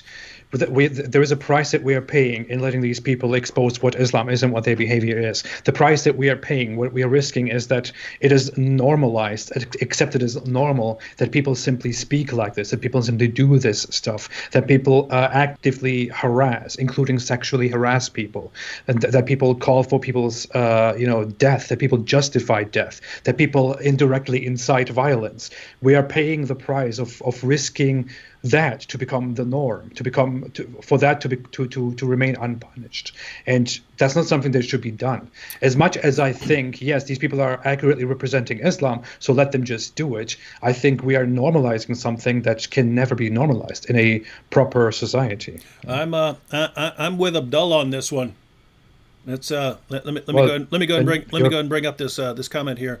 So your opinion is invalid if you're not agreeing with me. So Jeffer45er says, David, does the general in you love the fact that Mohammed Hijab is showing his true colors and the fruits of Islam? Absolutely. The only thing that ticks me off slightly is that with certain personality types, I can tell you exactly what they will do in various situations and exactly what's going to happen when they run into various situations, especially with people like Mohammed Hijab and Ali Dawah, because I had years of observing them in prison. Not those two guys specifically, but those personality types, right? The prisons are filled with those kinds of guys and so on. And so once I realized that Mohammed Hijab and Ali Dawah were gaining popularity, once I saw the personality types, it was obvious what was going to happen. It was, completely obvious what was going to happen. And it was, these guys are going to get more and more popular. As I already pointed out, they're aggressive. Their religion encourages them to be aggressive. And these guys do not have the wisdom or the humility to deal with having hundreds of thousands or eventually millions of followers cheering on whatever they do, no matter how obviously stupid it is, right?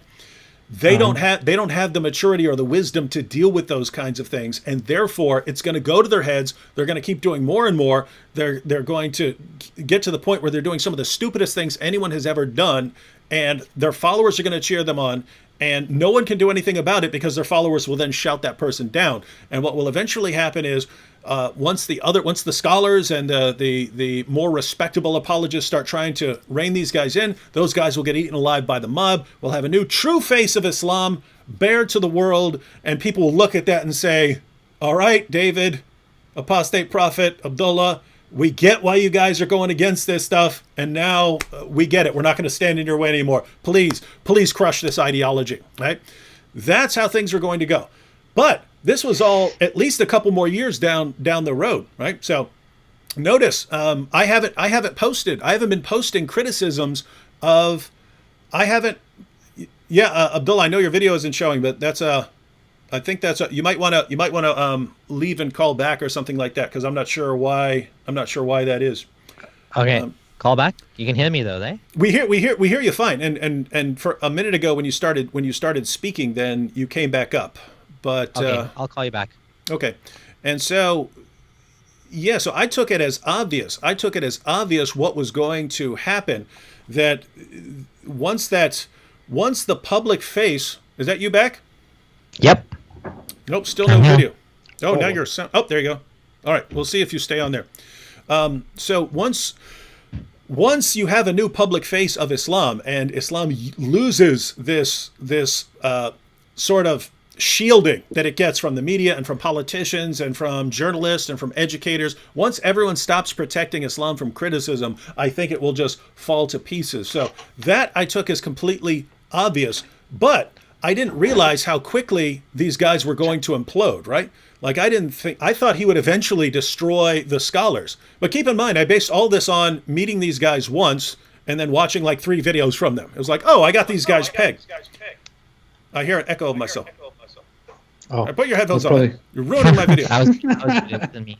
Yeah, so basically, once I had those guys pegged as here's what's going to happen, I didn't realize they were far less psychologically stable and far dumber than I was aware of, right? Because they're basically imploding faster then it's like if you have a star and you say, oh, look at this giant star, and here's the rate at which it's going to collapse on itself eventually, but your calculations of the mass were off and of its age were off, and so you didn't, whoa, it's happening much faster than I thought. That's kind of what's going on. These guys are collapsing into black holes right now, and it's ticking me off because I had very, very clear and precise plans, which is why I haven't been making responses to Mohammed Hijab even when he says some dumb stuff, because I wanted him to grow in popularity. I wanted to take out everyone else and just leave them with Mohammed Hijab, Ali Dawa, Fareed Responds. Leave them with these guys. That's why I haven't been going after these guys. Leave them with these guys.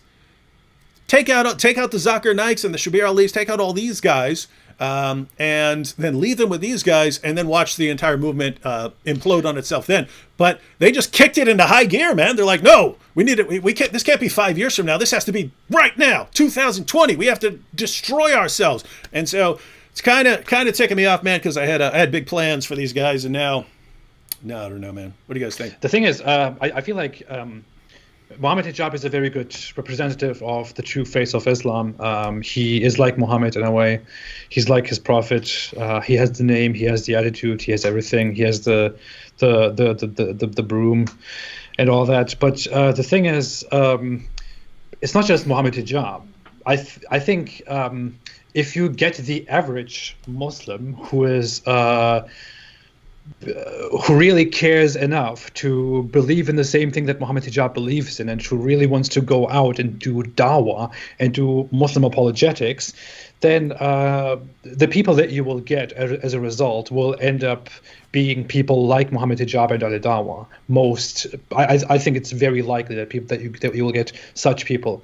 I think the problem of the past was just that the people who would become popular, the people who would become popular Muslim apologists, were people who were qualified in a way, who were scholars, who were educated, who had a certain degree, who were pushed because they were part of certain institutes or organizations, or because they had media attention. Whereas today we are in a time where anyone can just get attention through social media, through YouTube, which is why little clowns and idiots like Ali Dawa and Mohammed Hijab can become popular without having the approval of only the most serious groups and people at institutes in society. So these are the average people. This is the average hot-blooded person within Islam who really cares so much about spreading Islam.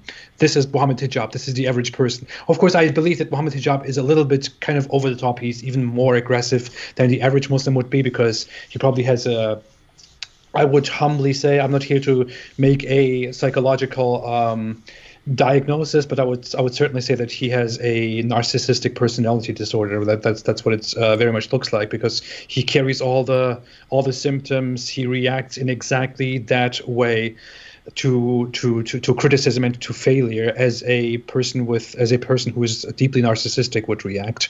He burns everything down, starts making a complete fool of himself, attacks people, and so on. But I would say that it is very likely that if you give more attention to the average young person who wants to spread Islam, then you will very likely encounter people like Ali Dawa and Mohammed Hijab. Mm-hmm. These are simply I think people are, this is actually the good thing about it, or maybe also the bad thing about it. People have a very false impression of the average Muslim society and the average young religious Muslim. People have seen these calm, nice Muslim apologists in the past, these scholars who were educated in very, different certain circumstances, and thought that Muslims are like that. But now we are seeing the average young Muslim population that is aggressive, and that is simply the Muslim population that will start attacking our wives, that will start harassing us, insulting our children, threatening us, calling mobs against us, which is, and you see that. You can see a confirmation in that if you just look at the reaction that Mohammed Hijab gets to his tweets, for example. You don't see, okay, of course, we can amplify certain people on Twitter and other platforms who will say, hey, I'm a Muslim and I don't agree with what Mohammed Hijab is doing. But those people are very quiet, and they are very few. It's a very tiny minority of people who actually say, hey, I completely condemn what Mohammed Hijab does. It's a very tiny minority, and they are very quiet, very silent. Nothing has happened. There has been no proper response to the very disgusting things that they have said over the last few days. Yeah. the vast majority of the response that they have gotten was approval. Yeah. Approval, or something like, I don't completely agree with what he's doing, but, stuff like that. So the majority is approval, and that is simply the truth. Yeah, we're seeing a lot of silence. I mean, I would have really liked to see an official statement from Hamza Soitis or Shabir Ali or, someone else like that has a name in Dawa, AIDA, Sapient Institute. I mean, I tagged them and I asked them, like, are you going to make a comment about what Mohammed Hijab has been saying and how he's been harassing us? And there's been mostly silence. There's been They're their friends. They won't make any noise about that. They're their friends. They don't want to embarrass their friends. They don't want to disapprove of them. There's definitely been a silence.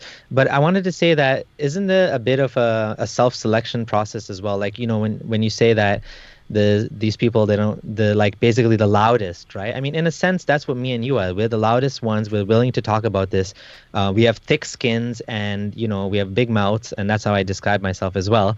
And so I'm willing to talk about these things. And so in the same way, Mohammed Hijab, Ali Dawa, because they're, so antagonistic and they have a certain style that appeals to young people, they're able to get, that audience to grow quickly and rapidly. And people love to see a fight. I mean, everybody wants to see a fight. Everybody wants to see the favorite Christian apologist or atheist get demolished and debunked and this and that. And these guys are good at that. They're good at shouting down people at Speaker's Corner. They're good at changing the topic. They're good at making you look bad. They're good at not letting you talk. Like these type of skills, these attributes, skills, I don't know if they're skills or not. These attributes make you a popular person in this arena. And that's what these guys are good at, right? I mean, they're not necessarily what you would call like intelligent, although Mohammed Hijab is definitely, now that it's his full-time job, he's reading books on libertarianism and, secularism. And, even in his debate with Cosmic Skeptic, you could see he didn't exactly know a lot of the stuff, but he's trying, he's learning, he's doing it full-time. And the Dawah machine is funding these guys to do this full-time. So in my case, I have a full-time job. I don't do this full-time, but these people are able to do this full time, and they're able to amplify what they're doing. They have a crowd of people that love them. So I mean, it is what it is, but someone has to stand up to them, right? Yeah, and my view is, yes, I understand why it's bad if we end up with more and more people. I'm your teacher, boy. I'm your teacher, boy. It's actually pretty good. I understand why it's bad to have more and more people going this route, but I believe that one of the top 2 or 3 biggest advantages Islam has in the West is that when we're bringing criticisms against Muhammad and the Quran, everyone is thinking, no, I know, I have my Muslim neighbor and he's like the nicest person in the world, and I have this Muslim friend at school and she's the nicest person. So you're wrong about what you're saying, and that's because the despite the terrorist attacks, ISIS, in spite of all these things, the public portrayal of Islam in the West is very different from what you find from Muhammad. But if we get enough people, sadly, if we get enough people going after wives and kids and stuff like that, and if that's what people run into, as much as that sucks, and as much as it would suck if more and more people are listening to hijab and doing it, I think that in the long run, in the long term, that will break that public perception of Islam. And then if they lose that protection, of their ideology, I think Islam's done. I think Islam's gone in a generation. I'm not completely gone. There would still be Muslims, but as far as it being this massive threat to the well-being of the world, I think it would be done. Yeah, it'll be done. There holds narrative. There's 0 holes in the narrative. Yeah. Let's take. Let's see if we can get back. Oops, wrong one. Let me see. Click on the wrong stuff. Oops. Let me go back here. I have a problem clicking on stuff. All right. Let's go back to. I'm being a clown here. People are pointing it out. I'm very sorry. I think I had a long day. I'm tired. Yeah. AP's like, yeah, let me go on the live stream with you guys and try to be as much of a distraction as possible.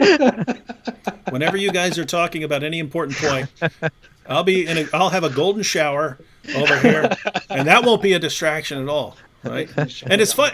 What's funny is he's talking about Mohammed Hijab having narcissistic personality disorder and needing constant attention, and he's over there trying to distract everything. All right, couple more comments here. When insult and mockery explodes like a nuclear bomb in the playground of freedom of speech. Look, he's describing him insulting people's wives as a nuclear bomb in the playground of freedom of speech onto the faces of those demented fools whose original impetus is to mock and disparage the Muslim community and their symbols. One may say there is a pathetic irony in their cry for help. Pathetic irony, and he's responding to the apostate prophet here. Oh my goodness! I'm currently preparing a video. Isn't this what? I will call it the end of Mohammed Hijab. I'm preparing it. I think it should be out at the end of this week. I don't know. He's adding new stuff. I've been very busy dealing with Al-Dawa's death justification for my death and so on, and I'm making it ready. It will be pretty good. And I will clearly demonstrate that this guy has absolutely no idea how basic philosophy works. So when he's here talking about how freedom of speech explodes like a nuclear bomb in the playground of freedom of speech, whatever, mockery and insult. So he has no idea what any of those words mean. The nuclear bomb is me attacking your wives. This is the nuclear bomb of freedom of speech. I'm your teacher, boy. And notice the real goal. It's to make people stop appreciating freedom of speech, so that we won't use freedom of speech to criticize the most obvious false prophet in history. Good luck with that. Learn what freedom of speech means first, you idiot. He has a way with grandiosity, like big, making everything into a big giant thing. And it's interesting that he's complaining about this, but isn't this what these like jihadi groups do online? Yeah. Like cyber bullying and cyber like false flagging of videos. Mm-hmm. Like this is exactly what they do. Yeah. I mean, in this case, and the difference is even your videos that were taken down didn't actually have any bad content in them. Mm-hmm. Like, for example, the one where you're talking about Christian persecution. In this case, these guys are actually talking about killing people, and I still think that these bad ideas should be allowed to be spoken to the point, unless they actually say this specific guy should be killed, or if they say that this, there's definitely a red line that they're getting very close to crossing. I don't know if they've crossed it yet, but for sure, if they're breaking the rules of a platform, we can use that, right? But in the other cases, we're not even breaking the rules. They're just abusing the system in order to get us, taken down. Mm-hmm. And that's exactly what they do. Yeah, terrorism is not good. Yeah. And let's see here. And then when they are handcuffed by their own arguments, and when the meteor of Mohammed Hijab crashes into the planet of their free speech, resulting in the supernova, turning into a black hole of freedom of speech. He's trying to write a Quran or something. And their masters... Oh, check this out. And then... Hey, now we have the masters thing here. And then when they are handcuffed by their own arguments and their own masters, spit at them in disregard, and they are humiliated in front of the Muslims in a secret mental climax. What the heck is this wrong with this dude? You're finished. Takes place. Finished. You're done, boy. He should write anime or something. Done, boy. Seriously. Finished. Yeah, he could be a One Punch Man villain with giving a speech. Takes place exactly in the very core of their hypocrisy, since they secretly admire those who they mock. So I guess that's him. You secretly admire Mohammed Hijab, guys. They admire my rugged manliness. He's doing this whole thing. He's doing this whole game about how we ex-Muslims are traitors and we are Uncle Toms, we are sellouts, and we are sucking up to our white masters, like our white men who are our masters. Like in his idea, this is a good reflection of his mind. This is actually he's really projecting upon all of us how he views society. Mohammed Hijab views society in such a way that he is supposed to be either inferior, and at the current moment he's inferior to the white person in whose country he lives, or he will be superior to them. And his idea is that we ex-Muslims have accepted the inferiority and become slaves to our white masters, whereas he and his good Muslim army and his Dawa people are doing the tough thing. They're going the tough way. They're the right way. They are being courageous and they're being strong men who will fight the white men. He even made a tweet on that. If you go further down, you will see he said that he will confront our white masters. He's talking to us apostates. And someone asked, who are the? No, he said, while we confront your masters. And someone said, who are the masters? And he said, liberal white men. So he's viewing it as that. There are the white people, there are the apostates, and there are the Muslims. He is the strong Muslim. We apostates are the slaves to the white people, and he will go and crush the white people with his ideology. But this guy lives in the kingdom. I'm laughing at the comments here. Check that. KL says, it's hang on, it's covered up by our video. KL says, "What's a mental climax?" and then Michelle Shabo says, "Mimi is freaky." So they're commenting on his weird. What in the world? Wow, golden showers. Gosh, what a weird dude. Scared of me. Oh, now we actually got to Mrs. Apostate here. All right, so Hijab says, now we're getting to the wives. When these anti-Muslim attention whore Islamophobes, when these anti-Muslim attention whore Islamophobes need to get on their knees in intellectual submission before they are whipped. Before he they loves this BDSM theme, eh? Before they are whipped loves it. and lashed and chained up against the wall. By freedom of speech, by the Twitter Muslims, and they reluctantly open their mouth in protestation to find they have been defiled by the truth. Hey, listen, he said all of this imagery here, whipped by freedom of speech by the Twitter Muslims. So you guys are being lashed and whipped by the Twitter Muslim, and you reluctantly open your mouth in protestation to find that you have been defiled. No, look, it is actually worse, and it's hard for me to speak this out. To be quite honest, but he's referring to my wife. He has a screenshot of my wife. And oh no! What he's doing here, the imagery that he's intending to put out here, is that my wife. Look, he's covering, he's veiling it all in such a way that it is relevant to Islamophobia and the war between the critics of Islam and Muslims. But what he's implying here is that when these anti-Muslim attention whore Islamophobes, meaning my wife is the attention whore, need to get on their knees in intellectual submission. He adds intellectual to make more of an implication of it, to make it more veiled, before they are whipped by freedom of speech by the Twitter Muslims. So he's implying here that the free speech by all those tough Muslim men, while my wife is getting on her knees in intellectual submission, and they reluctantly open their mouth in protestation to find that they have been defiled by truth. I don't want to speak this out, but I guess everyone gets the imagery of what he is trying to make here, the imagery that he's trying to present here. And this guy is speaking about my wife. He's speaking of himself and his entire Muslim community on Twitter. What this guy is doing here, dear Muslims, dear very morally sublime Muslims, is that he is implying that you tough Muslim men are here.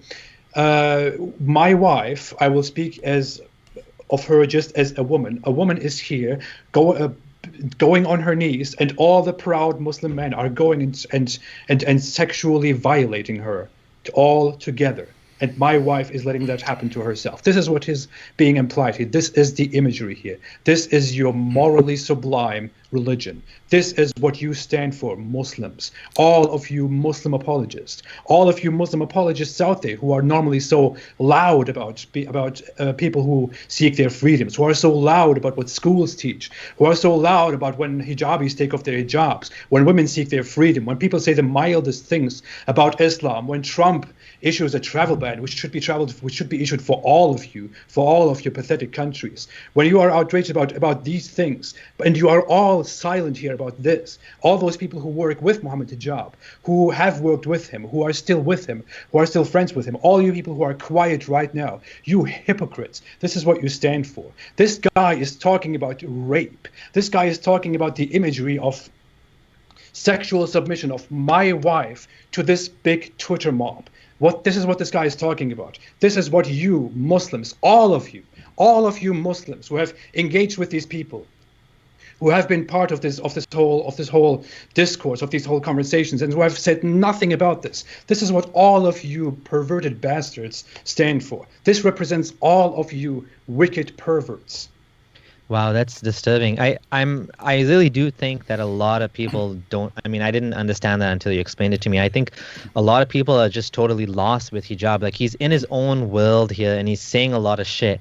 He's making up a lot of nicknames. There's so many nicknames that I can't even keep track of who's who anymore. They're mental slaves to the sexual perversion that the 7th century savage has created. They are mental slaves to this, dying and drowning and being hungry, being starved in their sexual starvation, that they let this out in such a violent, hostile way.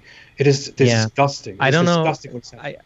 I think whatever you did, I mean, you've exposed hijab for what he really is. I mean, I can't take any credit for, like, I know he's been attacking me and he's attacking Gondal and Faye and your wife and everybody else, but the main target of all of this, the main one is you. Yeah. Because I just came back from vacation. I was on vacation for 2 weeks, and I didn't even barely go on Twitter when I was on vacation. I came back, I retweeted one of Gondal's tweets of Mohammed Hijab, and then he went crazy. And none of this this all started.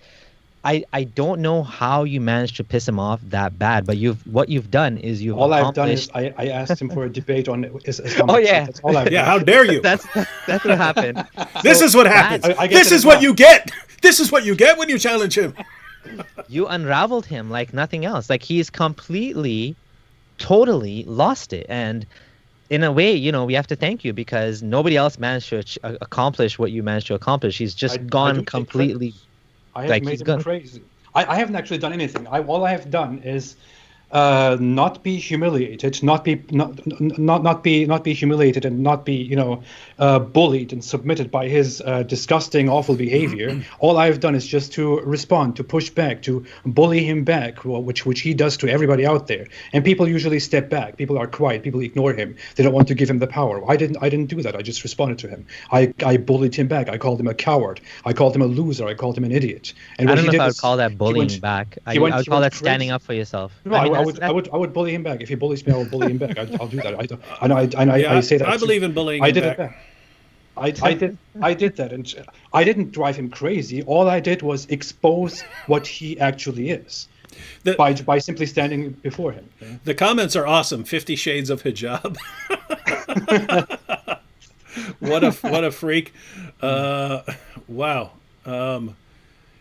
Yeah, so guys, we have this, and here's something that's interesting. Of course, we haven't scrolled down to the comments that are dealing with Abdullah's family, but just along these lines, to show you what a creep this guy is. Let me go ahead and get rid of this comment here. I will continue what I'm doing, by the way. You can try to bully as much as you want, you genius. Yeah, I know you're watching. I wanted to pull up. Where is it? And okay, yeah, Mohammed Hijab actually did one of these posts about my wife, but then took it down within a few seconds. He posted it and then took it down within a few seconds. But a Muslim took a screenshot of it instantly, because he was sharing these things and so on. And then he asked why you took it down. So let me see if I can get this up here. So this is hey, I just noticed I'm wearing the same shirt that I'm wearing now, even though this is years ago. That's how long I keep my stuff. So this is Mohammed Hijab says, Mary Wood, David's wife, a public figure who has her own content. Here she is between two men. So notice, because my wife is in the middle seat, Hijab posts, here she is between two men. Between two men? Ho ho! You know what that means in Islam. If you're between two men, ho ho! So that's what so for some reason Hijab took this down. This is the sick mind of Mohammed Hijab. Instantly. And yeah, so yeah, AP. So we have that post with me. We have this post against you, which me and Abdullah, yeah, we didn't catch on. This is all directed to your. Yeah, see, look, guys, I don't know what to do, man.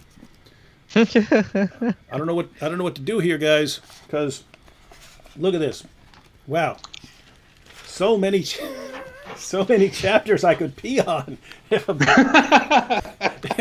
Mohammed Hijab is really obsessed with these golden showers and so on. Guys, you don't understand, right? What do? Yeah, I make fun of your prophet, but I make fun of your prophet because he's, as far as I can tell, the most horrible person in the history of humanity. That's why I make fun of him, and I make fun of him because I believe it's a peaceful way of responding to a horrible person, right? It's a peaceful way of responding to a horrible person. I don't want people killing and slaughtering. I don't want people killing and slaughtering over this stuff. But look, so here we have Holy Quran. Hijab, you're the one who's saying, oh, they're criticizing Muhammad. They're criticizing the Prophet. Therefore, we will attack their wives. Dude, you seem to think, well, they did it, therefore I can escalate. And you seem to think that we can't escalate. Are you serious? I'm an escalator. Put me in a mall because I'm an escalator, dude. that's what I do. I just wait for you guys. But look, my goodness, what is this? Oh, look at that. Oh my goodness, look. I don't know if you guys can see this. It's a little light there. Ah, look at that. Surat Al-Fatiha. You guys see Surat Al-Fatiha here? Surat Al-Fatiha, man. Yeah. Good job. Do you really think we can't escalate? Do you? My goodness. Do you really think that you want to go this route? You think, oh, he made Islamicize me. He made the boom boom room. Dude, I will buy the domain pissonthequran.com if you keep going down this road. And every single thing that happens, I will say, this is because this is Mohammed Hijab. He's putting us in this direction. Hey, Mohammed, you like to spit, right? There goes Surat Al-Fatiha. Want to keep playing with me, dude? Next time I'll actually swallow the surah, and you know where that'll go in 2 days. You know where that'll be in 2 days. You want to go this route? And you Mohammed Hijab fans who are watching this right now, I don't want you to, whatever you do, I order you not to remember that the next time you're reciting Surat Al-Fatiha during your prayers. I order you not to recall me chewing up and spitting out your surah. I order you. Don't do it. Don't remember that every single time. You really want to go, Hijab? Because here's the thing. Hijab, you and your fans, you think like little kids. You think like adolescents. Oh, we'll make fun of them. Oh, we'll make fun of them, right? I think like Lex Luthor on crystal meth, okay? You don't want to, come on, you don't want to mess with me. You don't want to mess with me, dude. I'll do it. All right, what do you guys think? You got, that's how they do ruqya, so you must be cured of your jinn now, of your magic spells on you and all your evil eye. I feel way better. If you swallow the Quran, that means a fire can't touch you, right? Because that part is blessed now. So maybe you're partly Muslim now after you eating Quran. Oh my god! Oh wow! You have the Quran in you now. Now what are you gonna do? I didn't expect that at all. That's what's so funny when he's like, oh, when my nuclear bomb blows up. And I'm thinking, dude, my 4-year-old could have thought of something more creative than what you just did right there. Let alone me, man. I could dial it up, dude. I could dial it up. Dude, you're like Aisha's goat. And notice, guys, don't get mad at me. I mean, Aisha's goat did worse to your Quran than that. But I mean, what he's saying earlier, right? What he's saying earlier. We read the tweet. If you were here earlier, we read the tweet where he's saying, and I encourage all of you to go out and harass these people, harass their families, harass their wives, right? He's encouraging his followers. Hijab, we can do that too, right? We could say, I'm not going to say it, but I mean, I might say it later, but I could say, guys, everyone send me your videos of you urinating on various chapters of the Quran so that I could put it all on my website, pissonthequran.com. And I want everyone to take video clips of these and put them on Twitter and start sharing them with every one of Hijab's fans. Everything Hijab posts, share it with all of his fans and all of his followers and keep bombarding them, right? You'd think, are you serious, dude? Are you really? Is this how, this isn't where I want to go. right? You see where we go. I like doing live streams, having Muslims on, having discussions and so on.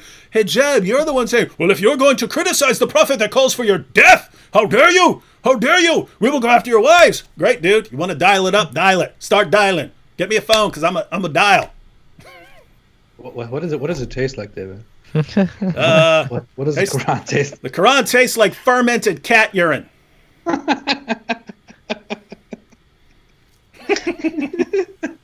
And look, Mona Lisa just said this is the only way to respond to a sick person. Yeah, that's true, right? If you try to reason with someone like Hijab, he just interprets it as weakness, right? The Hijab personality. And just to be clear, I know we have Muslims who watch who aren't like that, who do not approve of that. This isn't for you, but people like Hijab will use you as shields, right, for their behavior. They will want to be as horrible as possible, and then rely on you to shield them from a blowback, right? So they will say, you can't respond to us with hostility because then you'll hurt the feelings of these nice Muslims that you want to get along with. Right. Well, I do want to get along. I do want to get along with Muslims. But that doesn't mean people like Hijab get off scot-free. So, Muslims, this is up to you to rein him in and to tell him you need to stop this because we do not want this. Guys, this is something that not one of Hijab's fans really seems to understand. You guys have the most sensitive, delicate, fragile ideology in history. I've never seen people who deal with criticism less effectively than you. Everything, they're destroying us. Everyone's a bigot. Everyone's coming down. We can't take it. Our prophet, right? And so let me get this straight. You guys have this ideology, and your brilliant dawah idea is, hey, let me start a war with everybody, a war of massive insults. We'll win this one. We only have the most delicate, fragile ideology in history. Are you serious? This is the stupidest thing I've ever seen in my entire life. But guys, by all means, notice I haven't said one word about Hijab not doing any of this. I think it's hilarious if he goes this route. I think, Matt, my goodness, man, what is this guy doing? If he convinces thousands, nay, millions of people to start really blasting away at the Quran of Muhammad, that's a job well done, Mr. Hijab. Go ahead. I had no idea that we're going to get here with this whole. Look, I wasn't going to do that. I was just going to, I just gave some general warnings about, we could do golden showers. Then when you explain, whoa, he's actually talking about he's giving imagery of tying your wife up against a wall and sexually abusing her and things like that. Whoa, I got to eat a surah on that one, man. I got to chew up a surah on that one. We'll start doing. Look, I'm gonna watch his Twitter page. If he keeps posting along these lines, we'll just have it. We'll take requests, guys. Which surah you want to see me eat next? I'm gonna chomp on it. I might even get some people's pets in here. You want to see someone come along, chew up a surah. Dear Mohammed Hijab, that Quran verse, that Quran page will come out. It will come out. David Wood will have to go to the toilet later. Yeah. Look at it. Okay. Look, speaking of someone who needs attention, Shamoonian here, Sam Shamoon. Dude, can you guys stop already? You're so boring. I want to hang myself with my shoestrings. Man, you guys make ugly a crime. Wow. All right, guys, should we be wrapping up here or?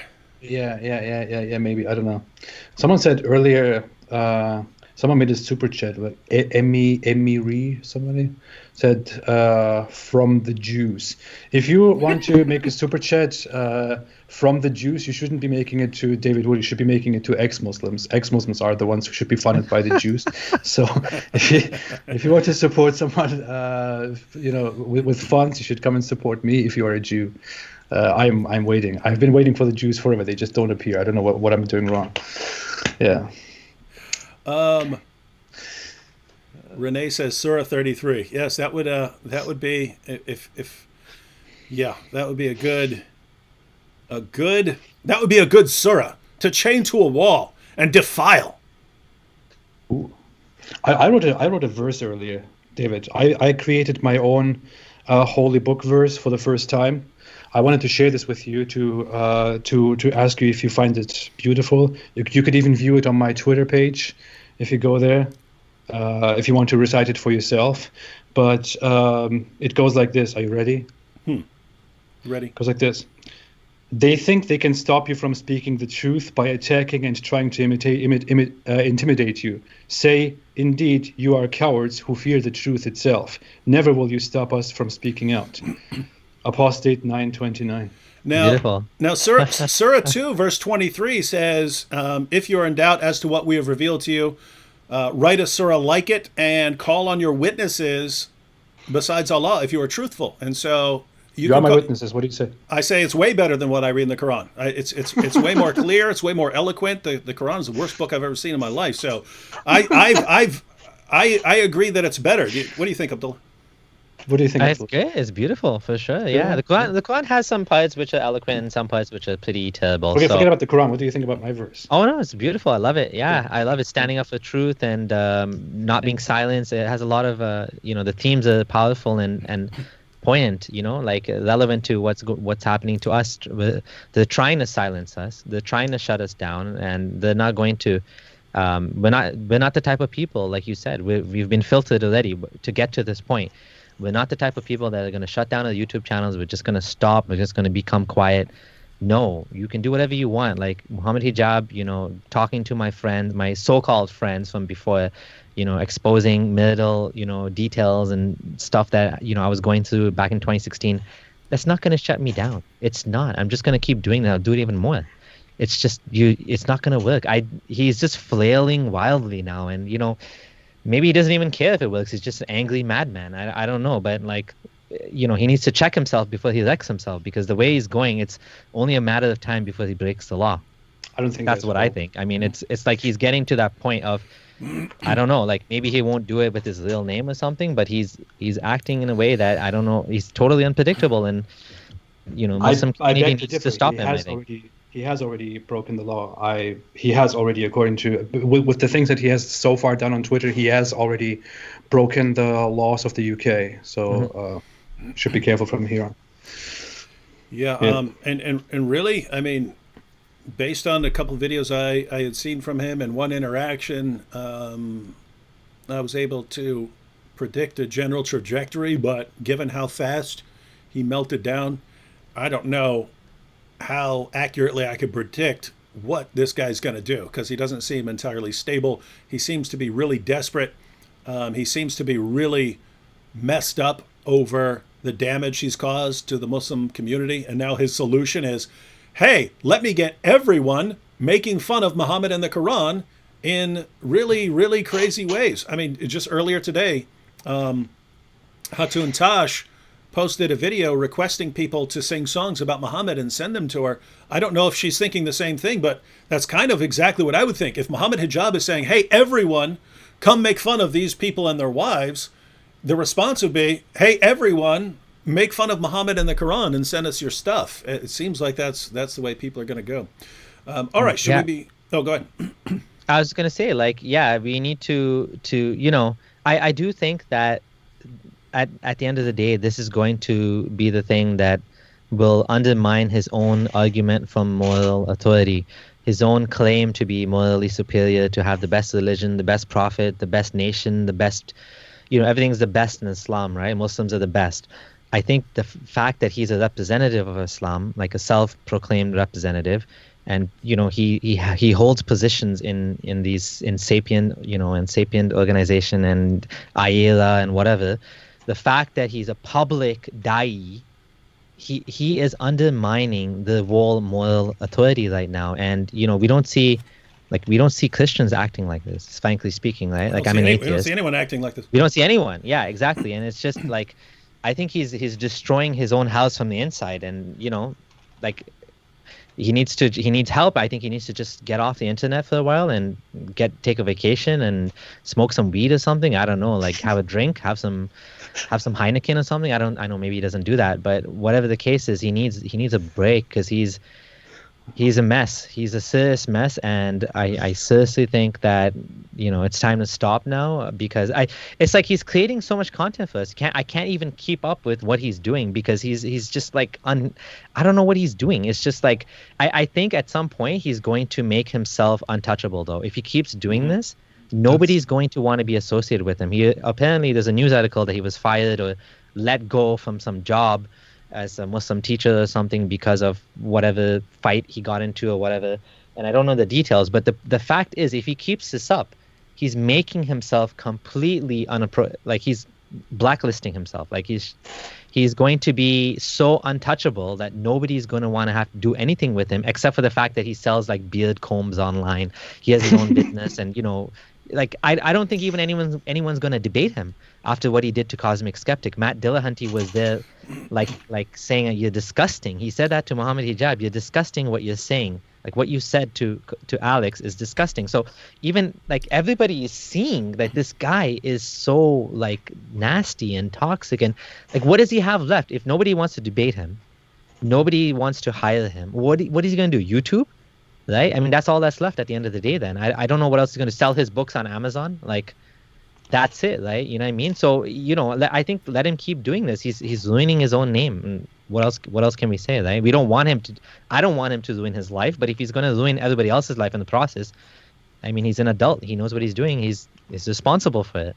I definitely think he should stick to running a big beard oil business. I think it would suit him very well. Yeah, but yeah. Now that we have also promoted the smoking of weed on a Christian channel, I think we can slowly call it a night. I don't know. It's just a suggestion. I didn't say you have to do it.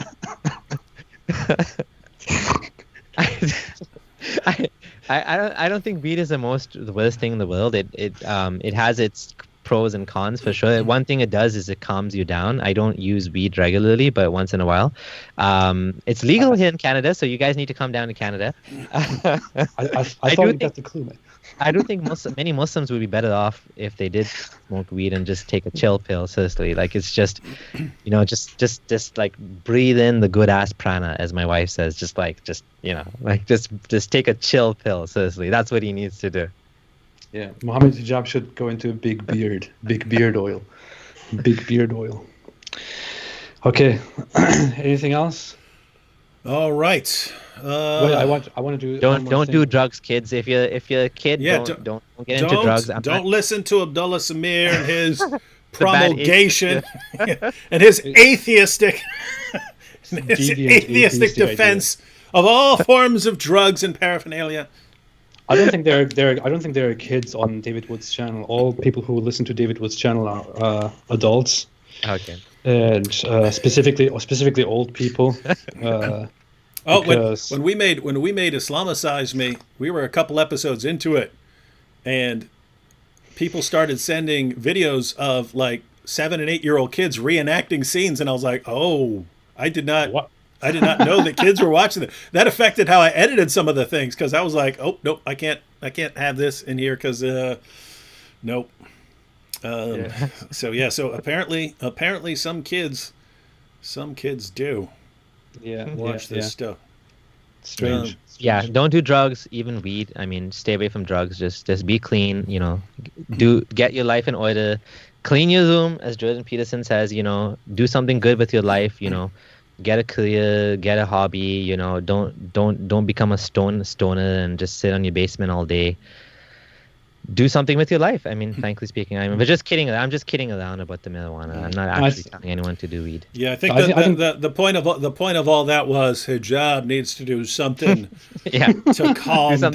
Else. He needs to do medication because really, I mean, he's gonna destroy himself. And I thought he was gonna have a few years of building up a mass of followers, that he was going to destroy many more Muslim scholars along the way, that he was going to, not quite single-handedly, because, he'd have some help from Ali Dawa and, Fareed sharing people's secret emails and stuff like that, and that these guys were going to destroy their ideology without realizing it.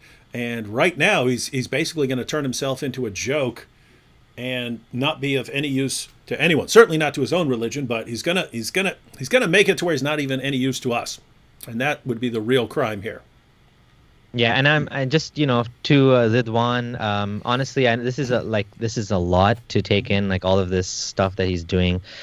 I know the last 2 days myself, I was, I don't want to say overwhelmed, but like annoyed and thinking a lot about some of the stuff that was said about me, and take a break too if you need it. Just like go and do something else. And I know it's hard because it's just like when someone's talking about you, you feel this injustice, you feel this sense of being wrong because, and the type of abuse that you have been getting, I'm only now getting it. Like I haven't been exposed to this level of insanity before, right? And it just goes to show you, it doesn't matter how you speak, whatever you say, nicely or not nicely, eventually you're gonna be in the target of these Islamists, and that's just the way it is. So if you need a break, we're here, we support you.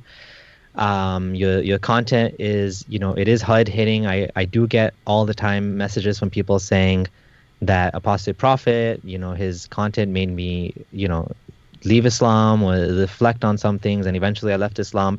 So you're doing good work. It's just, take time for yourself as well, and and I'm giving that advice to myself as well. Just stay away from the stuff when it gets too toxic. Take a break, and come back to it when you're ready. Nobody's going anywhere. We're all here. We're all still going to be here waiting when you come back. So, thank you. Well, to be honest, going through these last few days with Mohammed Hijab bullying me and humiliating me on Twitter and YouTube and making me feel very inferior. On top of that, Al-Dawa also coming out and saying very bad things about me. I was on the verge of giving up everything. I thought of deleting my YouTube channel, closing my whole Twitter account, Facebook account, closing my Patreon and everything, moving away, changing my name, going into working at Walmart and stuff like that. I was close to I was on the brink of all these things. But in the end, I got my courage together, and I thought maybe I can convince Mohammed Hijab not to be so tough on me, and maybe I can convince Ali Dawa not to be so mean to me, and to maybe convince them that maybe I should be alive, maybe that I shouldn't be killed for the things that I do. So I'm just hoping right now that they will leave me alone and won't make me sad anymore, and won't make me cry at night because of their mean behavior. I've also called my parents and cried to my mother about how Mohammed Hijab has said very bad things to me, and also called me an Islamophobe, which hits me very hard. I don't know why that is happening. But yeah. I'd like to take some clips of just that stuff and then put those on Twitter and say, you see, you guys are winning. You guys won. I have to all that, but you won't go back to Islam, eh? No, that's the missing part. I have to be very honest. I have to be very, very honest. I appreciate your sympathy very much, Abdullah. I appreciate your support very much. I appreciate all the support that everybody else has given me over these last few years. I've gotten an insane number of messages and emails by people saying, "Hey, this is just for support.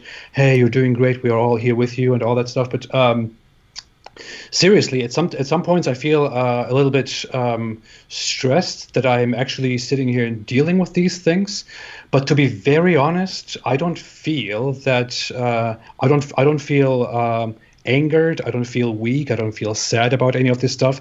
On the contrary, I actually, even though some things that he says are very terrible, and I just get mad over the fact that stuff like this can be said by somebody. Not that it is said to me or said about my wife, but that somebody can actually say these things and get away with it and get the approval of so many people. That fact makes me much more mad than the fact that he says these things to me and tries to bully me, which doesn't work.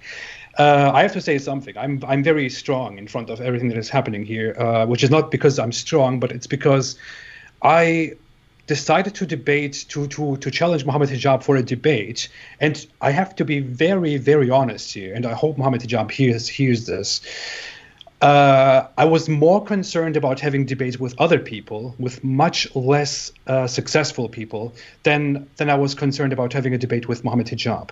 I felt like I'm completely willing and ready to right now go and have a debate with Mohammed Hijab, because with many other people, it will be hard to predict what they will say, what they will bring up, what they will mention, what they will do. But with Mohammed Hijab, all his moves are so predictable.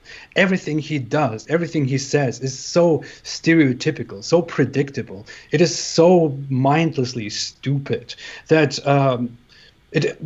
over the week, actually, on many occasions, I have deliberately planned and provoked him into doing and saying certain things because he's so dumb, he's so stupid, he's so obsessed with his public image and his masculinity, which he's so proud of, and with his attitude of being a superior over women and humiliating weak men and humiliating the white people. He's so predictable that he's so easy to be fooled around, and while he's also thinking that he's being superior, that he's being the winner here. So I'm really not being bothered by what Mohammed Hijab does. On the contrary, I feel quite happy that it is me who's taking the bullet for many other people out there who would otherwise be targeted by him, and that I'm standing here and I'm taking all this stuff on me by this extremely vile person, and so that everybody out there can really see who the most popular voice of these young Muslims at the moment is, and who Mohammed Hijab really is, so that everybody can see his personality. I'm ready to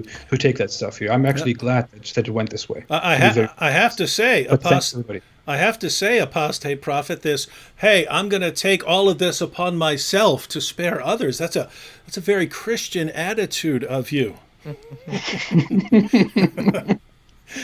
I have to say, guys, that's kind of a notice. I posted a video of Ali Dawa earlier this morning, and then wanted to have this live stream. But part of it was that. You can't be attacking all these guys and not be attacking me. What the heck is wrong with you, man? So I gotta toss my. You can't post an attack on my wife and then take it down. You coward! Put it back up. Put it back up so I can go to work on your Quran. And seriously, for all those who really want to see more about Mohammed Hijab, who want to see the outcome of all of this, I am really preparing a video. And I have deliberately interacted with this guy to get as much response as possible from him. He has exposed himself in such a stupid way. He has even admitted to me openly that he didn't want to accept an online debate with me, but rather an in-person debate, which he knew I would not accept to begin with, because I offered him an online debate, because he doesn't... because he relies on his showmanship, he relies on the fact that he interacts with his audience, and that adds to his debate, because the things that he says do not carry much weight. He doesn't impress people with the things that he says. He relies on his showmanship. He clearly said that to me. He clearly said, why would I disable myself and have an online debate with you when you are not even a superior to me? You know, he admitted that he doesn't want to have an online debate with me because it disables him, because he cannot do his on-stage showmanship to his Muslim audience who has no clue what he's even saying on stage. So he's been a coward. He's exposed himself so badly, so poorly, and I will make a very nice expose, if that's what it's called, of Mohammed Hijab and his perversions, his complete ignorance of philosophy, his very bad logic, his poor understanding of religion and everything. It will be ready, hopefully, by the end of this week. Be excited, Mohammed Hijab, be scared, because at the end of it, you will be finished. Yeah, there's no way this guy lasts long term, I have to say. All right, any final thoughts, Abdullah? No, it's good. I think that settles it. I'm also I was hoping to release a video today, but I didn't get a chance to, about this guy slandering me, my former friend. So keep an eye out for that. It'll be out soon. But yeah, thanks for having me. It was a good conversation. We should do another one on the other stuff that you wanted to do, maybe next week, on Ali Dawa and. I'm getting the feeling. I wouldn't, just because the Ali Dawa topic is a hot topic right now. AP, I don't know what you're doing tomorrow, but if you want to talk about that, I wouldn't mind continuing. But Abdullah, I'm getting the feeling that these guys aren't going to stop, and that by next week there will be something else. They will do something. They will be doing something else that we need to live stream about. Yeah. So that's I'm tired of these. I'm tired of these clowns, man. I'm tired of the goblin and the broomhead. But maybe we can talk. I don't know. I'll see. All right. So thanks everyone for watching. We had. Wait, I want to do one more thing. I have to do one more thing before we leave. I want to make a final presentation. I said that I wrote a Quran verse. I said that I wrote my own verse, my own holy book verse, which is called Apostate 929. But of course, with every verse that you have, there's also something that needs to be added to it, because it needs to sound good, even if the content is completely stupid. So here it goes. They think they can stop you from speaking the truth by attacking you and trying to intimidate you. Say, indeed, you are cowards who fear the truth itself. Never will you stop us from speaking out. Apostate 929. I hope you like this. That was pretty good. It was clearly way better than the Quran, but you do need to be more like you know, but it will never stop. But you gotta hit some of that, man. They think.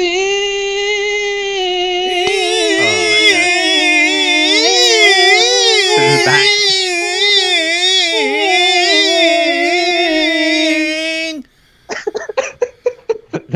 That was bad. Dude. You guys got to work on your singing Dude, voices. I am ready to convert to apostate prophetism because that's the proof right there. Who can match that? Bring forth your witnesses, everyone in the chat, that you could produce something like that, or you have to admit that he's a prophet. Bring forth your witnesses. Challenge, Quran challenge met, ladies and gentlemen. Thanks everyone for joining us. We'll catch you next time. Stay away from Islam.